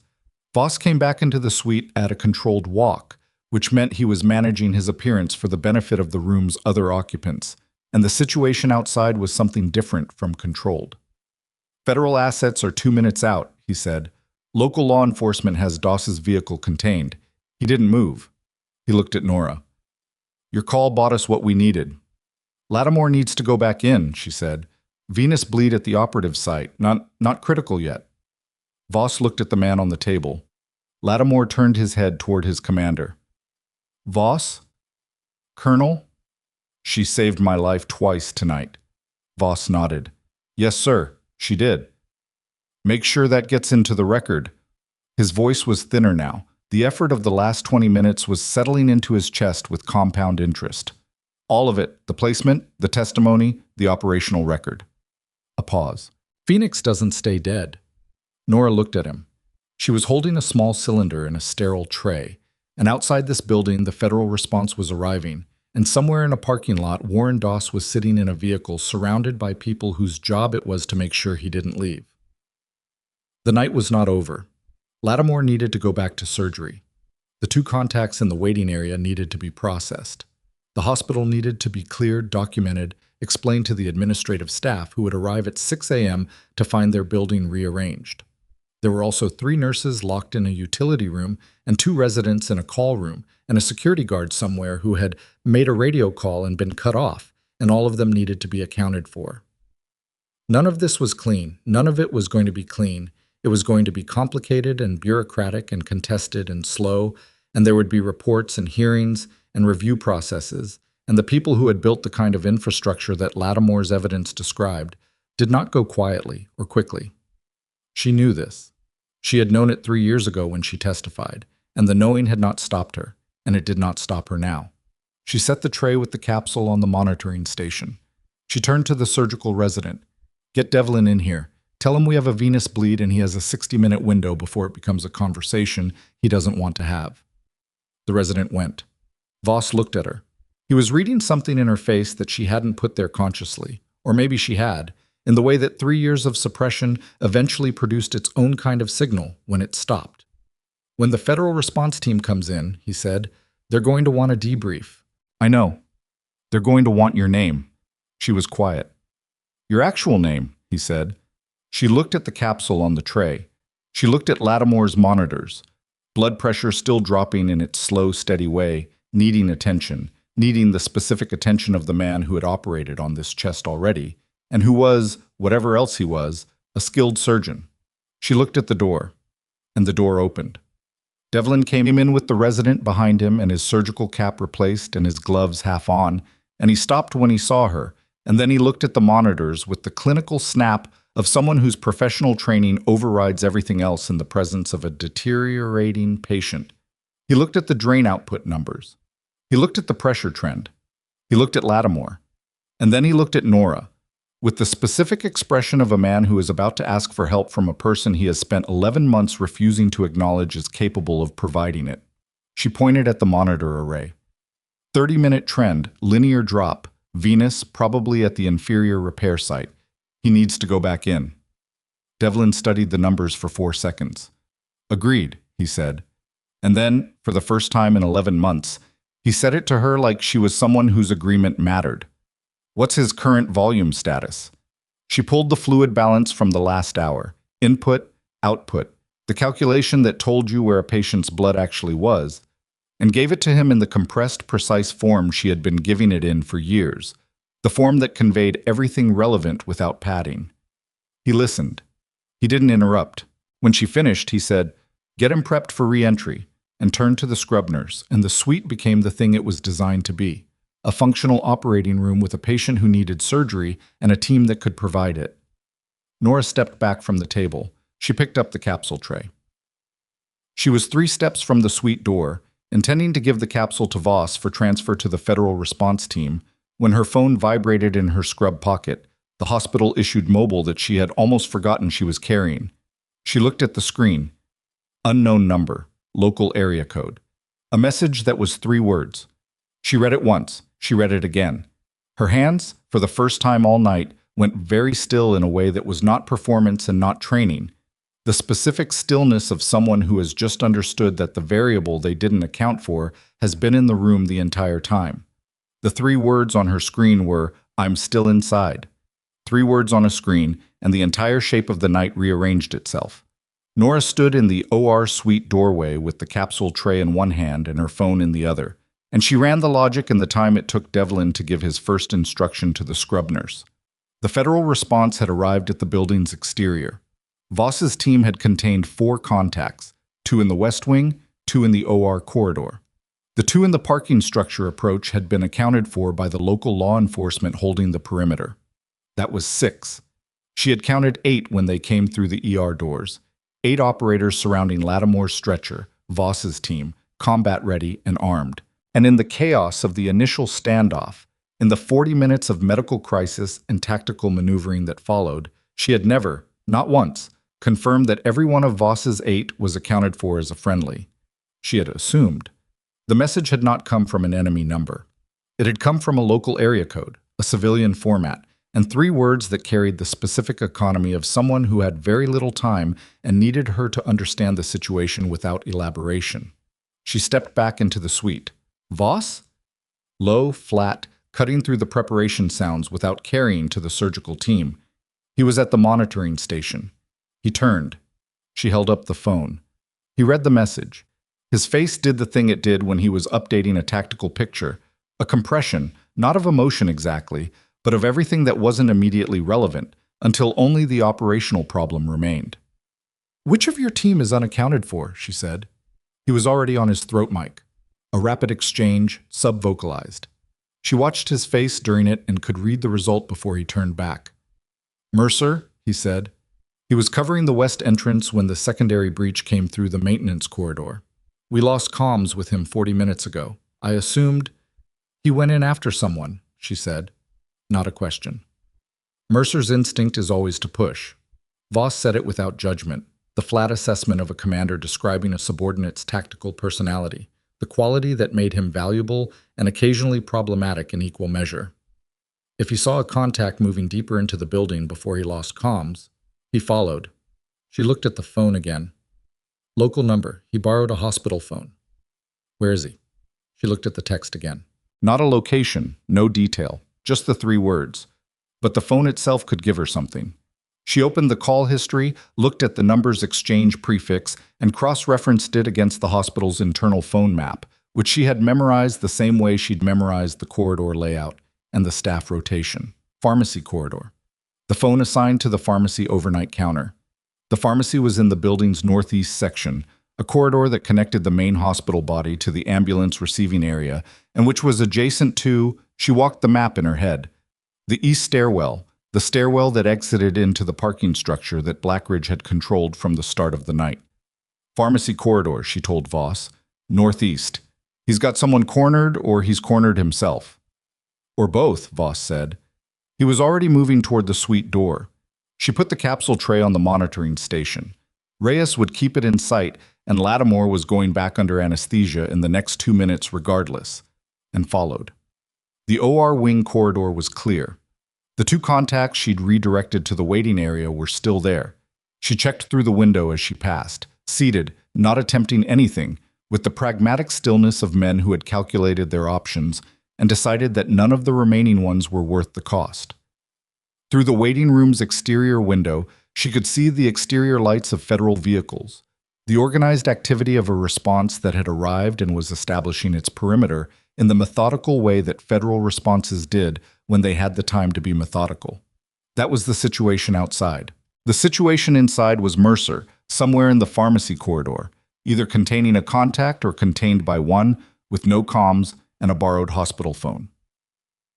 The hospital at 2:37 in the morning was its own acoustic environment, the specific nighttime register of a building where most of the human activity had been either evacuated or locked down, where the normal sound of staff movement and patient care had been replaced by something that was simultaneously too quiet and too tense.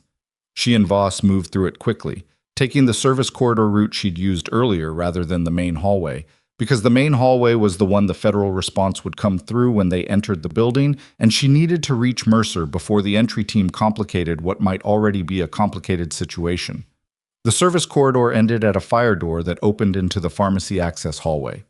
She put her hand on the push bar and looked at Voss, who had his weapon up and positioned, and he nodded, and she opened the door at a controlled pace, fast enough to pass through quickly, slow enough not to produce a bang that announced them.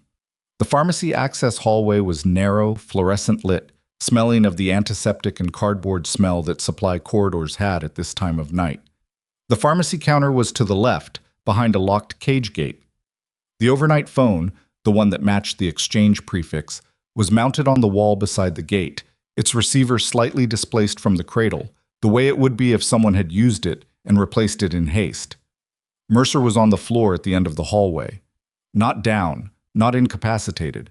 It was in a controlled position, pressed against the right-hand wall, where the hallway turned towards the east stairwell, and he had his weapon up and his attention on the turn ahead of him. He registered their approach in his peripheral vision without flinching, which was either very good training or the kind of tunnel focus that sometimes preceded very bad decisions. When she and Voss reached him, he turned his head for 2 seconds. He had a cut above his left eye, shallow, already clotting, and the specific coiled spring posture of someone who has been maintaining a position under stress for longer than the position was designed for. His weapon hand was steady. The rest of him was burning through reserves. "One contact," he said, barely voiced. "Around that corner, east stairwell door. He's been there for..." He checked nothing. He didn't have a watch visible. "I don't know, 30 minutes, maybe more. He hasn't moved." "He's waiting," Voss said. "For what?" Nora was looking at the pharmacy corridor layout. The east stairwell was the one that exited into the parking structure. The parking structure, as of 20 minutes ago, was where Doss's vehicle had been contained by federal assets, which meant the stairwell door was no longer a viable exit. "He knows he's boxed in," she said. "He came through the maintenance corridor, got past Mercer's initial position, went for the stairwell, found it's no longer viable, and now he's holding at the door because he hasn't decided what else to do." "Or he's waiting for a signal," Voss said, "from Doss. Doss hasn't been in a position to give signals for the last 25 minutes. She looked at the corner. "He's alone, his exit is closed, and his communication with his command structure is severed." She paused. "That's not dangerous in the way you're thinking. That's dangerous in the way where a person decides they have nothing to lose." Mercer looked at her sideways. He'd been looking at her this way intermittently since she'd come out of the OR suite. The look of a man whose commanding officer has told him something about a person that he's processing against what he's seen in front of him. "He's got a weapon," Mercer said. "Can't confirm what kind. He moved once about 15 minutes ago, just enough for me to catch the outline." Voss was quiet for a moment. She could hear him running options, the same way she was running them, the same way both of them had been running everything tonight, methodically, acknowledging the branches, committing to one. "I'll talk to him," she said. Voss looked at her. "He's not going to respond well to two armed operators pressing a corner," she said. "That becomes a standoff that ends with noise. And right now the federal response is entering the building from the main entrance with their own protocols and their own threat assessment. And if they come into this corridor hearing a discharge, they'll treat the whole corridor as a hot zone," Voss said. He didn't like it. She could see that clearly. But she could also see that he knew she was right. "I'll talk to him," she said again. She gave Voss the 9mm. He held it without comment and positioned himself at the corner, and Mercer repositioned to the secondary angle, and she stepped past both of them and around the corner. The contact was where Mercer had described him, at the east stairwell door, in the compressed posture of someone who had run out of good options and was holding the last bad one. I was younger than the two she'd redirected earlier, late 20s, maybe 30, with the specific flavor of tactical training that came from private military pipelines rather than conventional service. He had a handgun raised in a two-handed grip, pointed at her the moment she came around the corner, and she put her hands up and stopped. She had nothing in her hands. She'd left the 9mm with Voss deliberately. This was also a calculation. "The stairwell's sealed," she said, "has been for about 20 minutes. Federal assets have the parking structure." She kept her voice at the same register she used when talking to patients who were frightened and in pain, not soft, not falsely gentle, but leveled. Human. "Your team is in containment. Warren Doss is in a federal vehicle. Whatever the plan was when tonight started, it's not the plan anymore." He said nothing. His grip on the weapon didn't waver, which was professional, and his eyes were doing the calculation behind a face that was working hard to look decided. "I'm a nurse," she said. "I've been working this floor for 14 months. I know that cut above your eye needs cleaning or it'll give you trouble in 2 days. I know you've been holding this position for over 30 minutes and your arms are tired." She paused. "I also know that everyone who came through this hospital tonight is going to be processed by federal agents in about 8 minutes. The difference between where you spend the next year and where you spend the next 20 is a decision that exists right now and doesn't exist in 8 minutes. He lowered the weapon by 6 inches. Not all the way. Not surrender. But enough. "I want immunity," he said. His voice was younger than the rest of him. "That's not something I can give you," she said. "What I can tell you is that the people who contracted you tonight are currently in the process of making sure that none of what happened here lands on them. That's how this works. You know that. You've been in long enough to know that." She watched his face. "The person who walks out of this corridor talking is in a different position than the person who waits to be extracted." The weapon came down to low ready. Then he set it on the floor. She exhaled exactly once and kept her face from showing it. Voss came around the corner and handled the rest. She stepped back and let him. This was his team's work, the processing and securing of a contact, and she had no role in it beyond having gotten them to this point. She turned and walked back down the pharmacy corridor toward the fire door, and she went through it into the service corridor, and she stood there for a moment in the service corridor's dim light, with her back against the cinder block wall. Her hands were shaking. Not the performance, not the intentional tremor she had used for 14 months to look like someone who couldn't handle pressure. Actual shaking, the physiological response to several hours of sustained adrenaline finally presenting its invoice, her nervous system itemizing everything it had been asked to absorb since 11:47 p.m., and doing so in the way the body does, without regard for timing or convenience. She pressed both hands flat against the wall behind her and breathed. 4 breaths. That was what she allowed herself. The same number she had allowed herself in the field, in rooms and corridors and situations that had required her to be functional again before she was ready to be functional again. On the 4th breath, the doors at the end of the service corridor opened, and the federal response came through. There were 6 of them in the first team, tactical vests, federal identification visible, the organized entry protocol of a law enforcement element that had been briefed on the building layout and was proceeding accordingly. The agent at the point was a woman, mid-40s, dark hair going gray at the temples, with the particular authority of someone who had been doing this work for long enough that urgency and composure had become the same thing. She saw Nora against the wall and raised a hand, stopping her team. "Harlow Valley staff?" she said. "Yes," Nora said. "And no." The agent looked at her with the specific patience of someone who has learned that the complicated answers are usually the accurate ones. Her name, Nora would learn, was Special Agent Dana Ruck, out of the FBI's Organized Crime and Federal Contractor Division, which was not the division you'd expect to respond to a hospital security incident, which told her that this response had been in preparation before tonight. Someone had been building toward it. The call tonight had activated something that was already in motion. "I need to know who's in this building," Ruck said. "Friendly, contained, and medical." Nora gave it to her. All of it, from memory, with the precision of someone who had been cataloging the night's movements since the first radio call. Ruck listened without interrupting, which was the mark of someone who understood that interrupting a coherent situation report produced a worse situation report. When Nora finished, Ruck said, "The capsule." "In the OR suite, on the monitoring station in a sterile tray. The anesthesiologist Reyes has eyes on it. And the colonel? Going back into surgery in approximately..." She checked the pharmacy corridor clock through the fire door window. 40 minutes, if Devlin has prepped correctly. Venous bleed at the inferior repair site. Not critical yet. Ruck looked at her for a moment in the way that people look at someone when they are calibrating the difference between what they expected and what they got. "You're Bennett," Ruck said. It was not a question. "Yes," Nora said, the second time she'd said it tonight, each time slightly less strange than the time before. "We've had a file open on your placement for 8 months, Ruck said. "When the Blackridge case reopened with Lattimore's evidence package, locating you became part of the operational preparation." She paused. "You were harder to find than the case record suggested." "I was trying to be." "That's evident." A brief pause that was the closest Ruck's demeanor got to wry. "Your call to Doss tonight is what locked him in position long enough for us to contain him. If he'd moved before we arrived..." "I know," Nora said. "We have him. Vehicle, communications device, 2 associates in the parking structure who didn't make it out before the perimeter closed."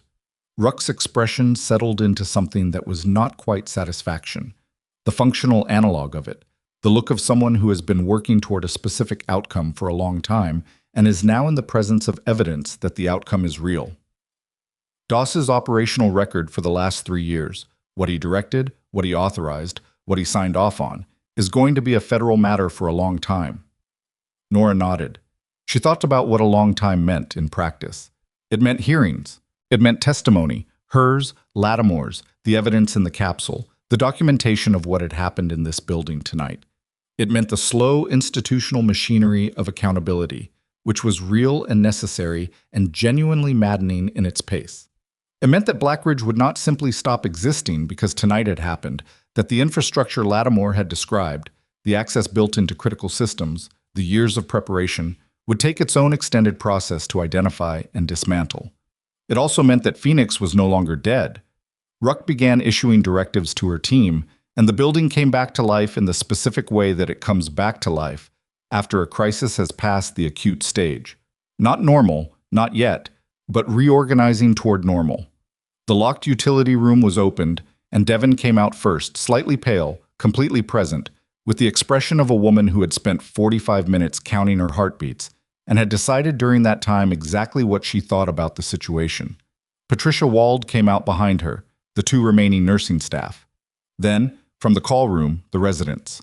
The security guard who had made the radio call was found in a utility closet in the West Wing with a developing headache and a significant amount of anger about both of these things, but no serious injury.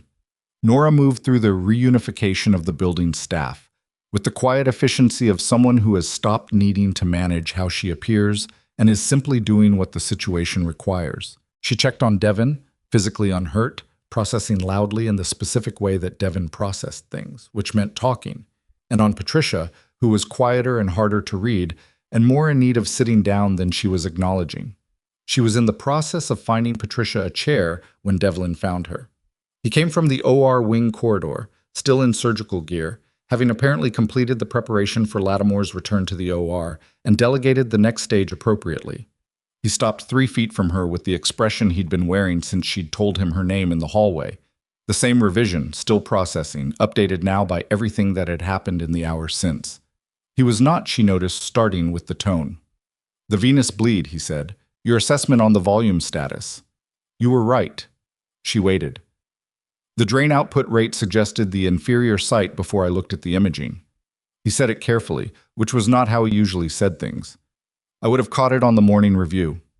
You would have, she agreed. It would have been a harder conversation by then. He received this without deflecting, which was new. How long? He said. Not how long have you been lying. How long in the way of someone who is asking a question they don't have a framework for yet, but are attempting to ask honestly. 14 months here, 3 years total. And before. 11 years in the Navy. Medical officer. The last 4 attached to special operations. He looked at the middle distance for a moment. She watched him work through the specific arithmetic of everything he thought he'd known about her against everything that was now on the table. And she watched him arrive at the place where the 2 sets of information produced a significant discrepancy, and the discrepancy required accounting for. I called you incompetent, he said, among other things. In front of staff. More than once. Yes. He didn't apologize. She had not expected him to, not yet. Not in the doorway of a pharmacy corridor at 3 a.m. after the night they'd both just had. What he did was something she hadn't anticipated, which was that he looked at her directly and said, I was wrong about you, in the flat, undecorated tone of a man making a clinical statement rather than a social one. It was, from him, the most honest thing she had heard all night. I know, she said. And then, because he had managed honesty, and she could do the same. You're a good surgeon. Whatever else you are, you're a good surgeon. Lattimore's repair held. He nodded, once. And then he turned and went back toward the OR wing, because Lattimore needed to go back in, and that was the work. And whatever else needed to be said between them existed in the time after the work was done. Agent Ruck had established a command position at the nursing station by the time Nora returned to the main floor. The federal response team was processing the building in the organized, documentation-heavy way of a federal investigation establishing chain of custody for everything that had happened within these walls. 2 evidence technicians were in the West Wing. A federal medical examiner, which told her the situation with the contacts Voss's team had neutralized was more serious than Voss had described to her, was heading toward that section of the building. Voss was at the nursing station with Ruck, giving a debrief that was going to take considerably longer than the night's events, and would involve people at several levels above anyone currently present. Mercer was sitting in a chair near the station with a field dressing on the cut above his eye that someone had applied without telling him to stop moving long enough to do it properly. He looked tired in the specific way of someone who has been in sustained stress for hours, and is now in the recovery phase where the body presents its complaints all at once. He looked up when Nora passed. The guy in the pharmacy corridor, he said. Contained, she said. You talked him down. He talked himself down, she said. I just gave him the timeline. Mercer looked at her for a moment with the expression of someone deciding whether to say the next thing. He decided. Titan's going to want a full brief when he comes out of the second surgery, he said. He's been asking about you since the anesthesia started wearing off. Kept saying your call sign before they put him back under. I know. He's not going to let this go quiet again, Mercer said. The placement, the protected identity, he's going to push to have it dissolved, officially, through the right channels. I know that too, she said. She kept moving. The nursing station's monitor array was back online. Someone had restored the systems that had been cut during the initial breach. And she paused at the station and looked at the patient census for the floor. The patients who had been in the non-trauma rooms during the night's events had been, according to the report Devlin had given her, unaware of most of it. Their rooms were in the hospital's interior wing, away from the corridors where everything had happened, and the overnight staff who had been locked in the utility room had managed to pass a nurse from the adjacent floor to cover the immediate monitoring needs before the situation had fully escalated. Nobody who was supposed to be sleeping had died tonight. This was not a small thing. She sat down at the station and pulled up her charting screen and looked at it. The timestamp on her last completed entry was 12:34 a.m. It was now 3:19 a.m. There was an entire night's worth of work to document. Not just the standard patient care, but the events, the interventions, everything that would be required for the hospital's incident reporting, as well as the federal record. She opened a new entry and began to type. She was 3 minutes into the charting when Devlin appeared beside her with 2 cups of coffee, hospital break room coffee, which was terrible, and which she took with both hands. I have questions, Devlin said. I know. A lot of questions. I know that too. Devin sat down in the chair beside the station, wrapped both hands around her cup, and was quiet for a moment. Then she said, "Were you scared tonight?" Nora considered this. Not the question she'd expected. "Yes," she said. "Differently than I used to be. But yes." "You didn't look it." "I wasn't performing calm. I was—" She looked for the right word. "I was running a calculation. When you're running a calculation, fear is one of the variables. It doesn't go away. It just goes into the equation."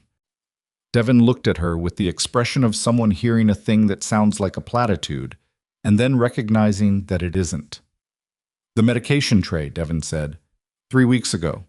When Devlin, I was performing, Nora said. "The trembling, all of it." She paused. "Not because I'm a good actor, because I'd been doing it long enough that it became the baseline." She looked at the coffee. "It's harder to stop than to start, it turns out." Devin was quiet. "The night I arrived at this hospital," Nora said, "I told myself I'd give it 6 months and reassess. Then 6 months became a year, and a year became 14 months, and somewhere in there I stopped reassessing and started just continuing." She paused. "Tonight ended that." "What happens now?" Devin asked. Before Nora could answer, Ruck appeared at the station with a tablet in her hand and the expression of someone carrying information that was going to change the direction of the conversation. "Bennett," she said, "the capsule has been transferred to the evidence team and is in federal custody. Preliminary access confirms the material is intact and consistent with what Lattimore briefed." She paused. "There's something else." She handed Nora the tablet. On the screen was a federal database entry, the kind that required multiple clearance levels to access, with the classification markers redacted in the version Ruck was showing her, but the substantive content visible. It was a personnel record, a placement record, specifically, the documentation of a protected identity assignment, her own. But that wasn't what Ruck was showing her. Below her record, linked by case number, was a second record, a name she didn't recognize, a placement in a different city, Roanoke, Virginia, active as of 8 months ago. A case annotation that referenced the same Black Ridge oversight file. "There's another witness," she said. "There was," Ruck said. "The placement was active until 6 weeks ago." She met Nora's eyes. When it stopped being active, the case file was annotated with a contact notation from inside the oversight process. The same notation that appeared in your file the week before DOS disappeared 3 years ago. The same internal leak. The same mechanism. 3 years later, still functioning. "The leak is still active," Nora said. "The leak," Ruck said, "has been active the entire time, and based on the contact notation, it's someone with access to the current federal response operation." She paused. "Which means someone in this building tonight, or someone connected to this building tonight, is still reporting to Black Ridge." The nursing station's fluorescent lights hummed overhead. Devin had gone very still beside her. Nora set down her coffee cup and looked at the tablet, at the notation, at the case number, and began running the list of everyone who had been in this building with access to the operational information, the federal response team's entry, Lattimore's location, the capsule, her identity, and the specific intersection of who had known what and when. The list was shorter than she wanted it to be, and one of the names on it made her stomach drop in the particular way that happened when you looked at a conclusion you didn't want to reach and recognized that the evidence had been pointing to it for longer than you'd let yourself see. She looked at Ruck. "The response team's briefing," she said. "Who had the building layout before entry? Who had the medical staff roster with my name on it?" Ruck's expression confirmed it before she said anything. "The briefing package went to 6 people," Ruck said, "5 of whom are currently in this building. The 6th, she stopped. "Is where?" Nora said. Ruck looked at the tablet. Then she looked at the door to the OR wing corridor. "The 6th is currently listed as inside this building," she said, "on the federal entry team roster. But my team lead just confirmed that the individual's vehicle," she checked her phone, "left the parking structure 11 minutes ago." 11 minutes ago, while Nora had been in the pharmacy corridor talking a contact down from a stairwell door. 11 minutes ago, while the building had been in the organized chaos of a federal entry and nobody was counting vehicles leaving because all the attention was on who was coming in. "Do you have a direction?" Nora said. "North," Ruck said. "Interstate access.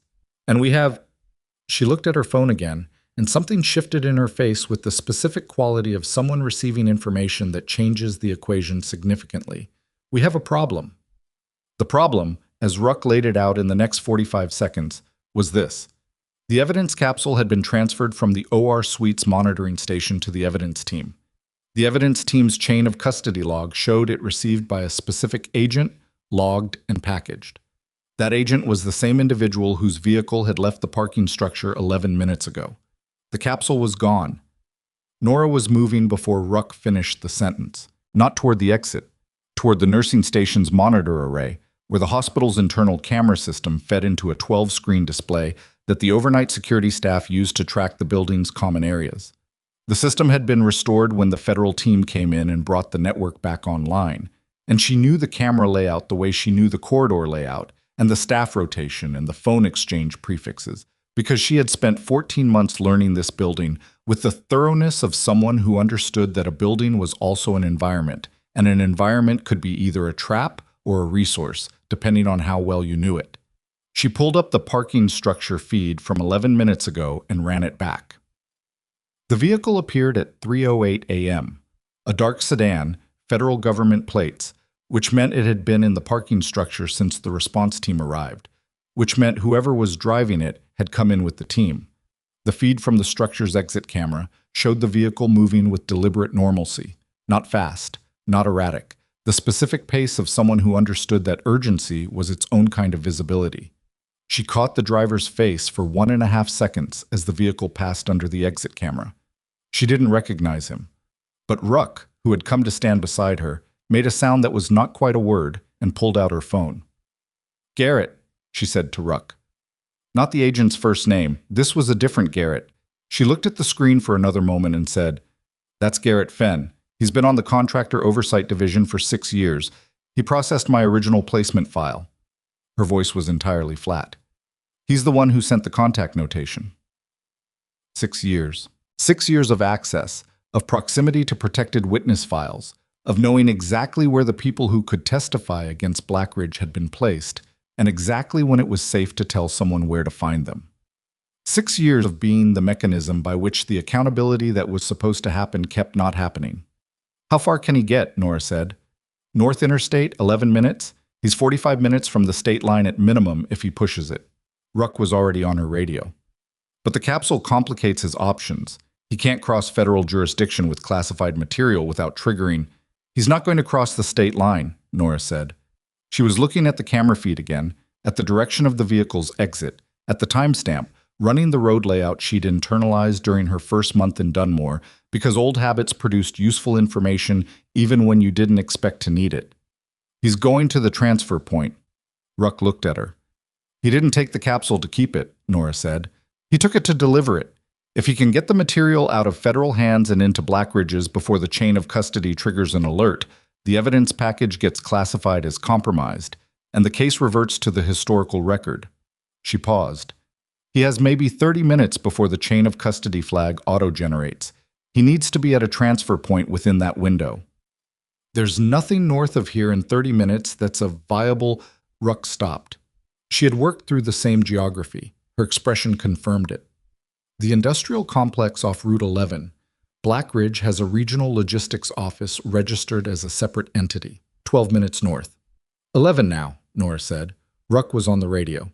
The response was immediate and involved language that was compressed to the point of abstraction, the specific shorthand of federal law enforcement coordinating a pursuit, and Nora stood at the nursing station and listened to it, and understood that what happened in the next 20 minutes was outside her walls, literally and in every other sense. She had spent the night operating inside this building, using this building, making this building work for the situation it had been given. The situation was now outside. She looked at the monitor array. She looked at the corridor. She looked at her hands. Then Voss appeared at the corridor entrance with his jacket half on, and his phone in his hand, and his face in the expression she had learned to read as operational urgency that he was managing to look like something calmer. "Ruck's team is moving," he said. "I know. Fenn has the capsule. I know that too." He looked at her. "There's nothing for you to do right now. Not here." She was quiet for a moment. He was right, and she knew he was right, and being right about it didn't resolve the specific difficulty of standing in a building she had controlled for the last several hours and releasing that control into a situation she couldn't see. "Lattimore," she said. "In surgery. Devlin's managing it." He paused. "Devlin asked me to tell you the inferior sight repair is holding." She absorbed this. "Mercer," she said, sitting in a chair arguing with a federal medical technician about whether the cut on his eye needs stitches. "It needs stitches." "He's wrong." Voss's mouth moved in the direction of something that wasn't quite a smile but occupied the adjacent space. "Normal," she exhaled. The nursing station was behind her and Devin was at it, doing something that looked like charting and was probably also a way to be close enough to know what was happening. Patricia had found her chair. The two residents had emerged from the call room with the shell-shocked expressions of people who had been through a significant event and had not yet decided how to categorize it. The building was breathing again. Nora sat down. She sat in the chair at the peripheral station where she'd spent hundreds of hours over 14 months. The chair with the slightly uneven leg that she'd learned to brace against the station frame. And she put her hands on the keyboard and pulled up her charting and finished documenting the night's events in the precise, sequential, factual language that medical records required. She documented the initial trauma presentation, the tension pneumothorax assessment and needle decompression, the chest tube insertion, the post-operative venous bleed identification, the second surgical preparation. She documented everything that had a clinical record to it, and when she reached the events that didn't have a clinical record, the corridors, the contacts, the phone call, the pharmacy hallway, she noted the time gaps and flagged them for the incident report that the hospital administration would generate when the sun came up and they understood what had happened to their building. It was not satisfying work. It was necessary work, which was different. She had spent enough of her life doing necessary things that she had stopped requiring them to be satisfying. She was on the third page of documentation when Ruck came back to the nursing station. Nora looked up. Ruck's face was not the face of someone delivering bad news. It was the face of someone who has run a hard thing to its conclusion and is in the specific state that exists between the end of effort and the beginning of whatever comes after. Ben reached the logistics office at 3:31 a.m., Ruck said. Our response team was there at 3:33. 2 minutes. A 2-minute margin. The capsule? Nora said. In federal custody. Fenn was attempting to access the office's secure communications room when the team arrived. She paused. He didn't make the transfer. Nora let this land. He'll be processed tonight, Ruck continued. The chain of custody for the capsule is intact. The material is verified. She set a hand briefly on the station counter, not touching Nora, just placing it there, an acknowledgement rather than a gesture. The case is intact. Devin, at the adjacent station, made a sound that she quickly converted into something else. Patricia, in her chair, closed her eyes for a moment. Nora turned back to her documentation and finished the sentence she'd been midway through. The sun came up at 6:14 a.m. She knew the exact time because she was at the window at the end of the east corridor when it happened, the specific gray-to-gold transition of an early March morning in Pennsylvania, the kind of light that made the parking structure and the adjacent highway look briefly, accidentally beautiful. She had been awake for 22 hours.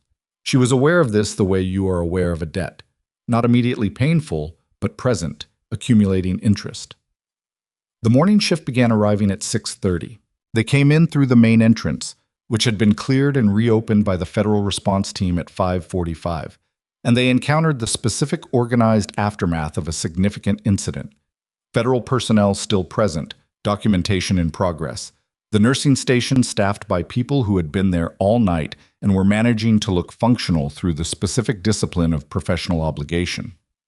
The hospital administrator, a careful man named Bryce Hollander, arrived at 6:45 and was briefed by Ruck in the conference room adjacent to the administrative offices. Nora was not in that briefing. She was finishing her documentation at the nursing station, and then she was updating the morning shift staff on the patients in the non-trauma rooms, because they were still patients and they still required care, and the morning shift needed a proper handoff regardless of what the building had been through in the previous 7 hours. She gave Patricia the handoff first because Patricia had been the charge nurse through the night and deserved the completion of that arc even if the night hadn't looked like any night either of them had trained for. Bay 2's fluid balance is behind, she told Patricia. He'll need reassessment at 7:30. Bay 4 was comfortable at last check, but his pressure trend is worth watching. She paused. The rest is in the chart. Patricia looked at her for a long moment. Bennett, she said, using the name without having been told to, which meant she'd been listening in the hallway earlier. Yes. Are you going to be okay? Nora considered this with the same honesty she'd been operating with since somewhere around 2 a.m., when the performance had stopped being available and she'd had to work with what was actually there. I don't know yet, she said, but I'm going to find out. Patricia nodded, the way people nod when an honest answer arrives in a space that usually gets a reflexive one. Devlin came off the second surgery at 7:20. He walked out of the OR wing with his mask around his neck and his gloves off, and he stopped at the nursing station where Nora was completing her last entry, and he stood there for a moment in the particular stillness of a surgeon coming down from a long case. Repair held, he said. He'll be in the ICU for 48 hours minimum, but the bleed is resolved and the chest tube output is normalizing. He paused. He's going to wake up functional. Good, she said. He asked for you again, before we put him under the second time. Devlin said it in the flat, careful tone he'd been using with her since the hallway conversation. Said to tell Phoenix that Titan says even. She looked at her documentation screen for a moment. Even, she said. He seemed to think you'd understand. She did. It was military shorthand, the settlement of a debt, the acknowledgement that whatever was owed between two people had been paid. He had pulled her out of the field 3 years ago, and she had kept him alive last night, and in the accounting system they both understood that made them square. She understood it. She didn't entirely agree with it, what he'd carried for 3 years on her behalf, the operational weight of knowing where she was and choosing not to disturb it, was not the same category of debt as one night's work. But she understood what he meant by it. Tell him when he wakes up that I'll come by, she said. Devlin nodded. He didn't move immediately.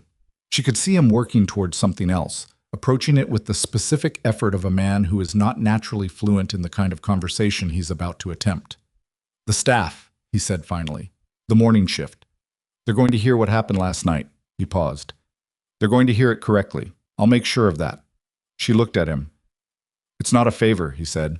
It's accurate. It should be accurate. She held his gaze for a moment.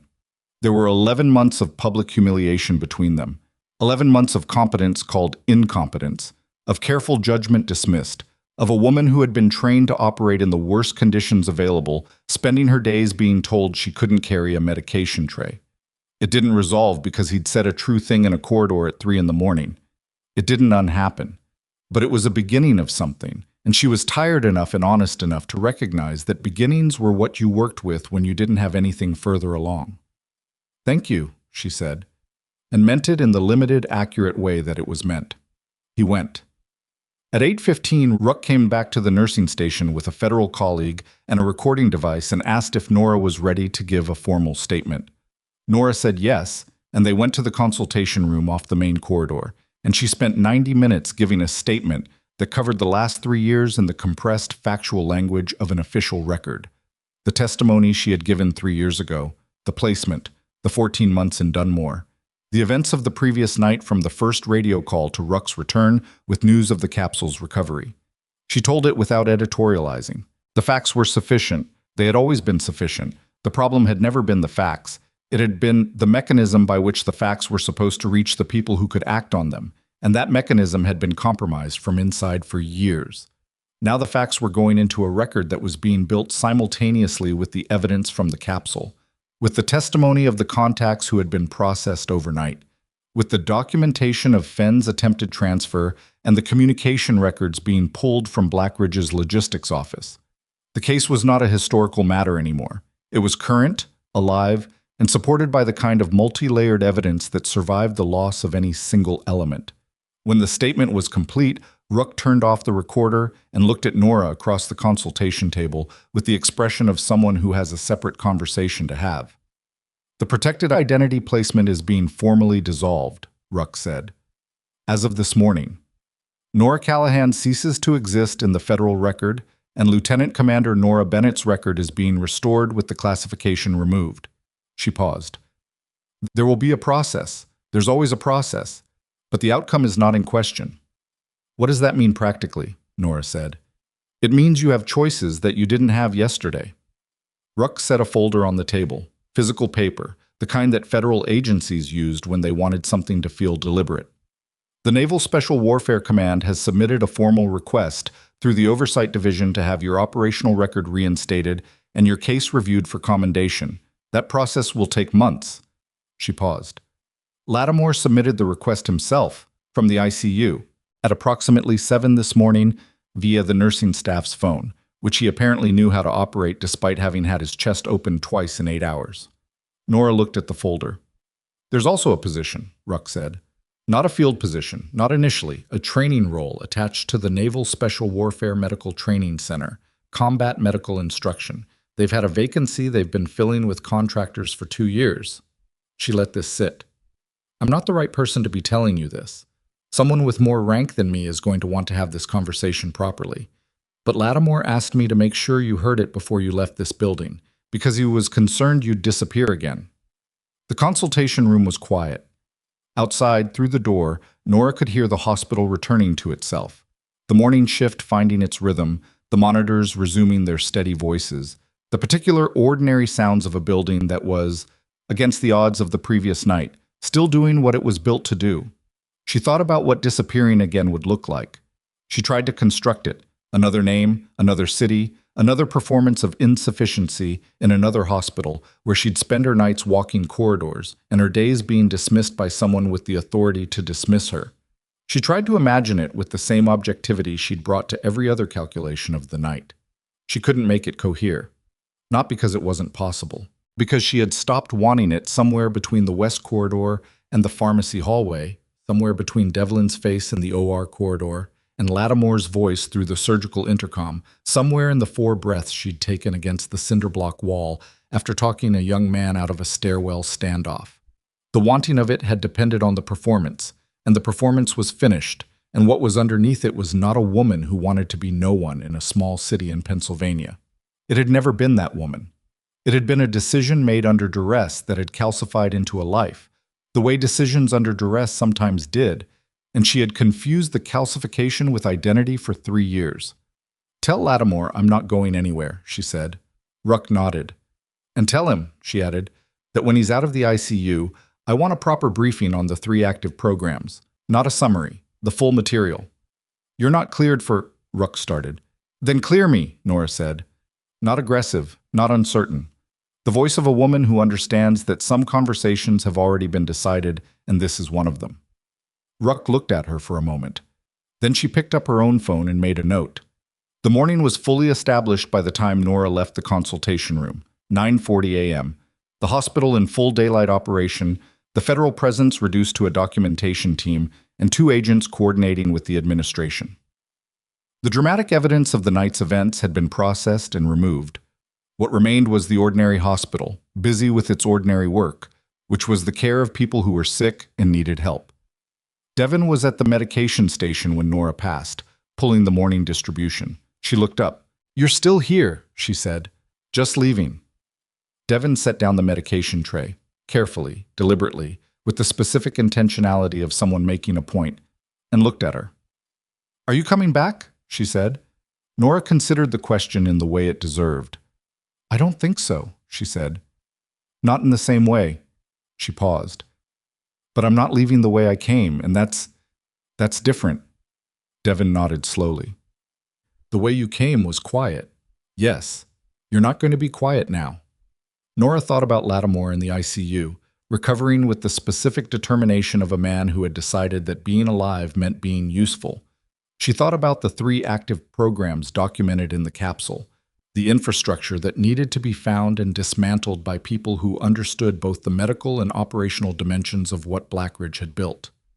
She thought about a classroom somewhere in a naval facility where combat medical instruction was being delivered by contractors who had never been in a contested environment, to operators who would one day be in exactly that environment and would need to know what she knew. The difference between a tension pneumothorax and a simple one, the way to read a patient's neck veins in a dark corridor, the sound that a lung makes when it re-expands. She thought about what it meant to teach someone else to see what she had spent years seeing. "No," she said. "I don't think I am." She went to her locker, The bag inside it was packed the way it had been packed since her second week at Harlow Valley, a habit she had never broken. The exit protocol in physical form, maintained out of the same discipline that had kept the hospital layout in her memory, and the phone exchange prefixes organized by corridor. She looked at it for a moment and then she unpacked it carefully, item by item, and put everything back in its place on the locker shelf. The packed bag had always been an argument for leaving. She was done making that argument. She changed out of her scrubs, the oversized blue ones, the ones she had worn deliberately because they made her look smaller, less capable, easier to overlook, and into her street clothes, and she closed the locker and walked out of the changing room. Voss was in the hallway. He was leaning against the wall with his arms folded and his tactical gear replaced by a civilian jacket that didn't quite fit the same way. The specific slight wrongness of a man who is dressed for a context that isn't the one his body is calibrated for. He looked tired. He had looked tired since approximately 1 a.m. and had been managing it with decreasing success as the morning progressed. "Mercer's getting his stitches," he said. "Good." "He fought it until about 20 minutes ago." He paused. The federal team told him his eye was going to swell shut if he waited longer. That was the argument that worked. "Pride responds to evidence," she said. "Eventually." He smiled, actually smiled, the first unambiguous one of the night, which changed his face in the way that the first genuine expression changes a face that has been professionally composed for hours. "Lattimore's going to be insufferable when he's fully recovered," he said. "You should know that going in." "I know that," she said. "I've worked with him. He's going to want to be present for your reinstatement process, personally. He's going to have opinions about how it's handled." He always had opinions about how things were handled. He was right about most of them. Voss looked at her steadily. "He was right about you." She looked back at him. She had known Garrett Voss for 9 hours. In those 9 hours, he had handed her a weapon and stepped aside and trusted her with pieces of the operation that he had no verified basis to trust her with. And those decisions had been correct in their outcomes, which she understood was not the same as saying they had been certain decisions at the time. He had made them on partial information and a reading of a person he'd met 2 hours earlier, and it had worked, and she recognized that it could have not worked, and that the willingness to make the call anyway was its own kind of thing. "Thank you," she said, "for the weapon." "Thank you for giving it back," he said, "and for not making me regret it." She laughed. It surprised her, a short, genuine sound, the kind that comes out when something is actually funny, rather than when a social context has indicated that a laugh is appropriate. She went toward the main exit. The hospital lobby was operational and ordinary. Patients arriving for morning appointments, family members in chairs near the reception desk, the daytime staff moving through the space with the purposeful flow of a department at full function. She walked through it and nobody looked at her, and she understood that tomorrow most of the people in this lobby would have heard some version of what had happened last night, in the way that things happened in hospitals, and became the compressed, partly accurate institutional memory that shaped how a place understood itself. She didn't know what version they would hear. She knew what was accurate. She had put it in the record. The morning air outside was cold. Proper March cold.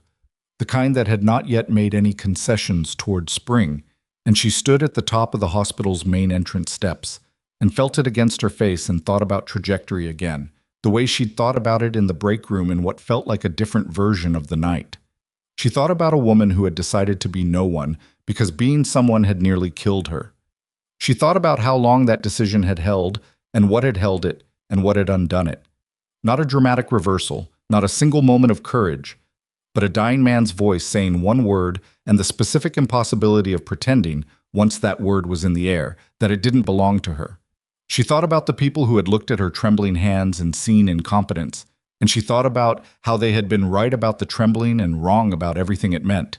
And she thought about the strange truth that the same performance that had protected her had also cost her something. Not her skills, not her knowledge, not the operational instincts that had reasserted themselves the moment she let them, but something harder to name.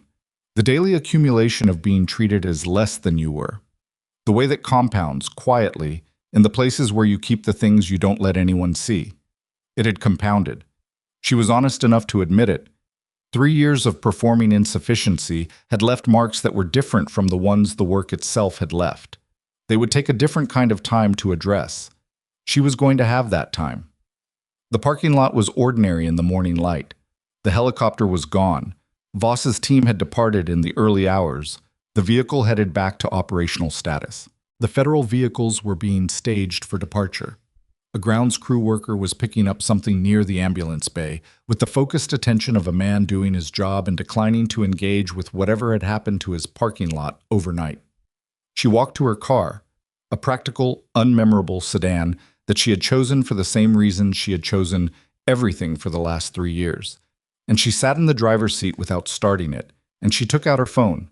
She had one call to make before she made any of the other calls, before the naval liaison number Ruck had included in the folder, before the process of a reinstatement that would take months and involve people at levels she hadn't operated near in years. She called Devin. "You left without coffee," Devin said immediately. "That's not acceptable." "I'll get coffee somewhere else." "That's also not acceptable." A pause. "Are you okay?" Nora thought about this question the way she'd thought about Patricia's version of it, with the honest part of her brain rather than the reflexive part. "I'm not sure okay is the right word," she said. "I'm present. I'm going to be present going forward, which is different from what I've been for the last 3 years. She paused. "That feels like the right direction." "It is," Devin said, "for what it's worth from a travel nurse who's been here 4 months. "It's worth something," Nora said. "It's worth more than you think." She started the car. She drove north out of Dunmore on the state road that ran parallel to the interstate, the one that passed the regional park and the water treatment facility and the industrial stretch where the Blackridge Logistics office had, until approximately 3:45 this morning, been operational. She drove past all of it and didn't stop. In the days and weeks that followed, the case assembled itself with the slow, imperfect momentum of federal processes that were finally pointed in a direction that hadn't been secretly redirected. Warren Doss was processed and charged with multiple federal counts, including the authorization of an armed domestic operation targeting a military officer and a protected witness.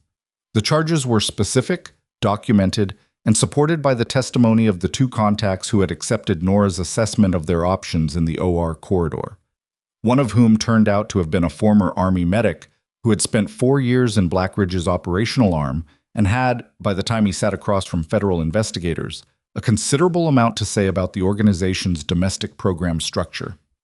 Garrett Fenn was charged separately, with counts that included the unauthorized removal of classified federal evidence and the disclosure of protected witness identities to a non-federal party. His 6-year record of contact notations, the mechanism by which 3 witnesses had been found and 1 had not survived the finding, was entered into the federal record in its entirety. The record was, by any measure, damning. It was also, in the way of these things, a document that generated its own subsequent investigations into the oversight systems that had allowed it to persist. These things took time. They were imperfect. There were hearings that went in unexpected directions and testimony that conflicted and procedural delays that accumulated with the specific frustrating regularity of complex federal cases. Nora participated in the parts that required her participation and let the rest proceed at its own pace, which was a discipline that she had not practiced for most of her life, and that she was learning with the specific difficulty of someone learning a thing they are temperamentally unsuited for. The reinstatement took 5 months. It was not a ceremony. It was a series of meetings, document reviews, and formal acknowledgments that were ultimately consolidated into an afternoon in a naval administrative facility in Virginia, where a rear admiral, whose name Nora had known for years, shook her hand and said, in the compressed formal language of official reinstatement, that Lieutenant Commander Nora Bennett's record had been restored in full and that her service had been recognized by the appropriate bodies. Lattimore was there. He had recovered from the second surgery with the stubborn completeness of a man who had decided recovery was a professional obligation, and he had been present at 3 of the 5 meetings that preceded the reinstatement, with the specific insistence of someone exercising personal authority in a bureaucratic process to ensure the process moved at a speed that he found acceptable. It had moved faster than these processes usually moved. This was not a coincidence. He looked at her across the conference table after the rear admiral had left, with the face of a man who had been carrying something for 3 years and had finally put it down. "I should have moved faster," he said. "On the case. On relocating you. All of it." "Yes," she said. "You should have." He received this without flinching. "I'm sorry." "I know." She looked at him steadily. "It doesn't undo 3 years, but I know." "What happens now is better," he said. "It's different," she said. "I'll decide if it's better." He almost smiled. "That's Phoenix." The training position at the Naval Special Warfare Medical Training Center began 6 weeks after the reinstatement. It was not what she had expected, not a classroom in the way she'd imagined it, not a static lecture format, but a practical training environment where she was in the field with operators who needed to understand what she understood, and the transfer of that understanding required exactly the kind of presence and precision and willingness to be wrong in public that 3 years of hiding had tried to take from her. She discovered that it hadn't. The knowledge was intact. The instincts were intact. The thing that made the difference between a medic who understood trauma and a medic who could function in the moment when trauma arrived without warning in a dark corridor, that was intact. She taught it without flinching and without pretending it was more than it was or less than it was, and she told her students on the first day of each training cycle that the most dangerous thing in any contested environment was the assumption that a situation would conform to your training. She told them that the gaps were where people died, and that the only way to work in the gaps was to understand your own knowledge well enough to know where it ended and improvisation had to begin. She told them this from experience, which was the only way it was worth saying. Dr. Marcus Devlin's tenure at Harlow Valley Regional Medical Center ended 4 months after the events of that March night, when the hospital's Administrative Review Board completed its assessment of the formal complaints that had been filed by 8 members of the nursing staff. Complaints that had existed in various stages of unsubmitted documentation for periods ranging from 2 months to 4 years, and which had finally been submitted in the week following a night when the nursing staff had collectively decided that their silence was no longer serving anyone, least of all themselves. The complaints documented a pattern of professional misconduct, public humiliation, and the deliberate undermining of nursing staff's clinical judgment that was, in the board's assessment, inconsistent with the hospital's standards of professional conduct. Devlin contested the review. The review was thorough, which was the one thing he hadn't anticipated, and the outcome was not in his favor. He resigned rather than face termination. He was a skilled surgeon, and skilled surgeons found positions. He found one eventually at a smaller facility in another state, and whether he was the same person in that facility or a different one was a question that Nora was not in a position to answer, because she was not in a position to observe the answer, and she had made a decision not to spend energy on outcomes she couldn't control. What she knew was that 8 nurses had filed complaints, that the complaints had been heard, that the pattern had been documented and addressed in the way that patterns like that were supposed to be addressed. That was enough to know. On a Thursday in October, 7 months after the night that Nora Callahan became Nora Bennett again, she was at the training center's field site, running a scenario with 6 operators when her phone buzzed with a message from Devin, who was now at a hospital in Seattle, and who sent messages with the irregular but reliable frequency of someone who had decided that a particular person was worth the effort of maintaining contact. The message was a photo. Harlow Valley's main entrance, with a new sign beside the main doors. A framed announcement of the hospital's updated professional conduct standards, adopted following the administrative review. Below it, Devin had added 3 words of her own. "We did that." Nora looked at it for a moment. Then she put her phone in her jacket pocket and called the scenario back to active, and the 6 operators in front of her reset their positions, and she walked them back into the exercise. And the morning was cold and clear and demanding, and she was exactly where she was supposed to be. The woman who had spent 3 years making herself invisible was, in the end, not defined by what she had survived or what she had hidden, or even by what she had done in a hospital corridor in the early hours of a March morning. She was defined, to the extent that any person is defined by anything, by what she chose to do with her hands when the performance stopped. Nora Bennett had always known what she was capable of. The only thing that had ever limited her was the decision to let other people's certainty about her weakness substitute for her own knowledge of her strength. That decision was behind her. She had a lot of ground left to cover. She walked back into the exercise and didn't look back.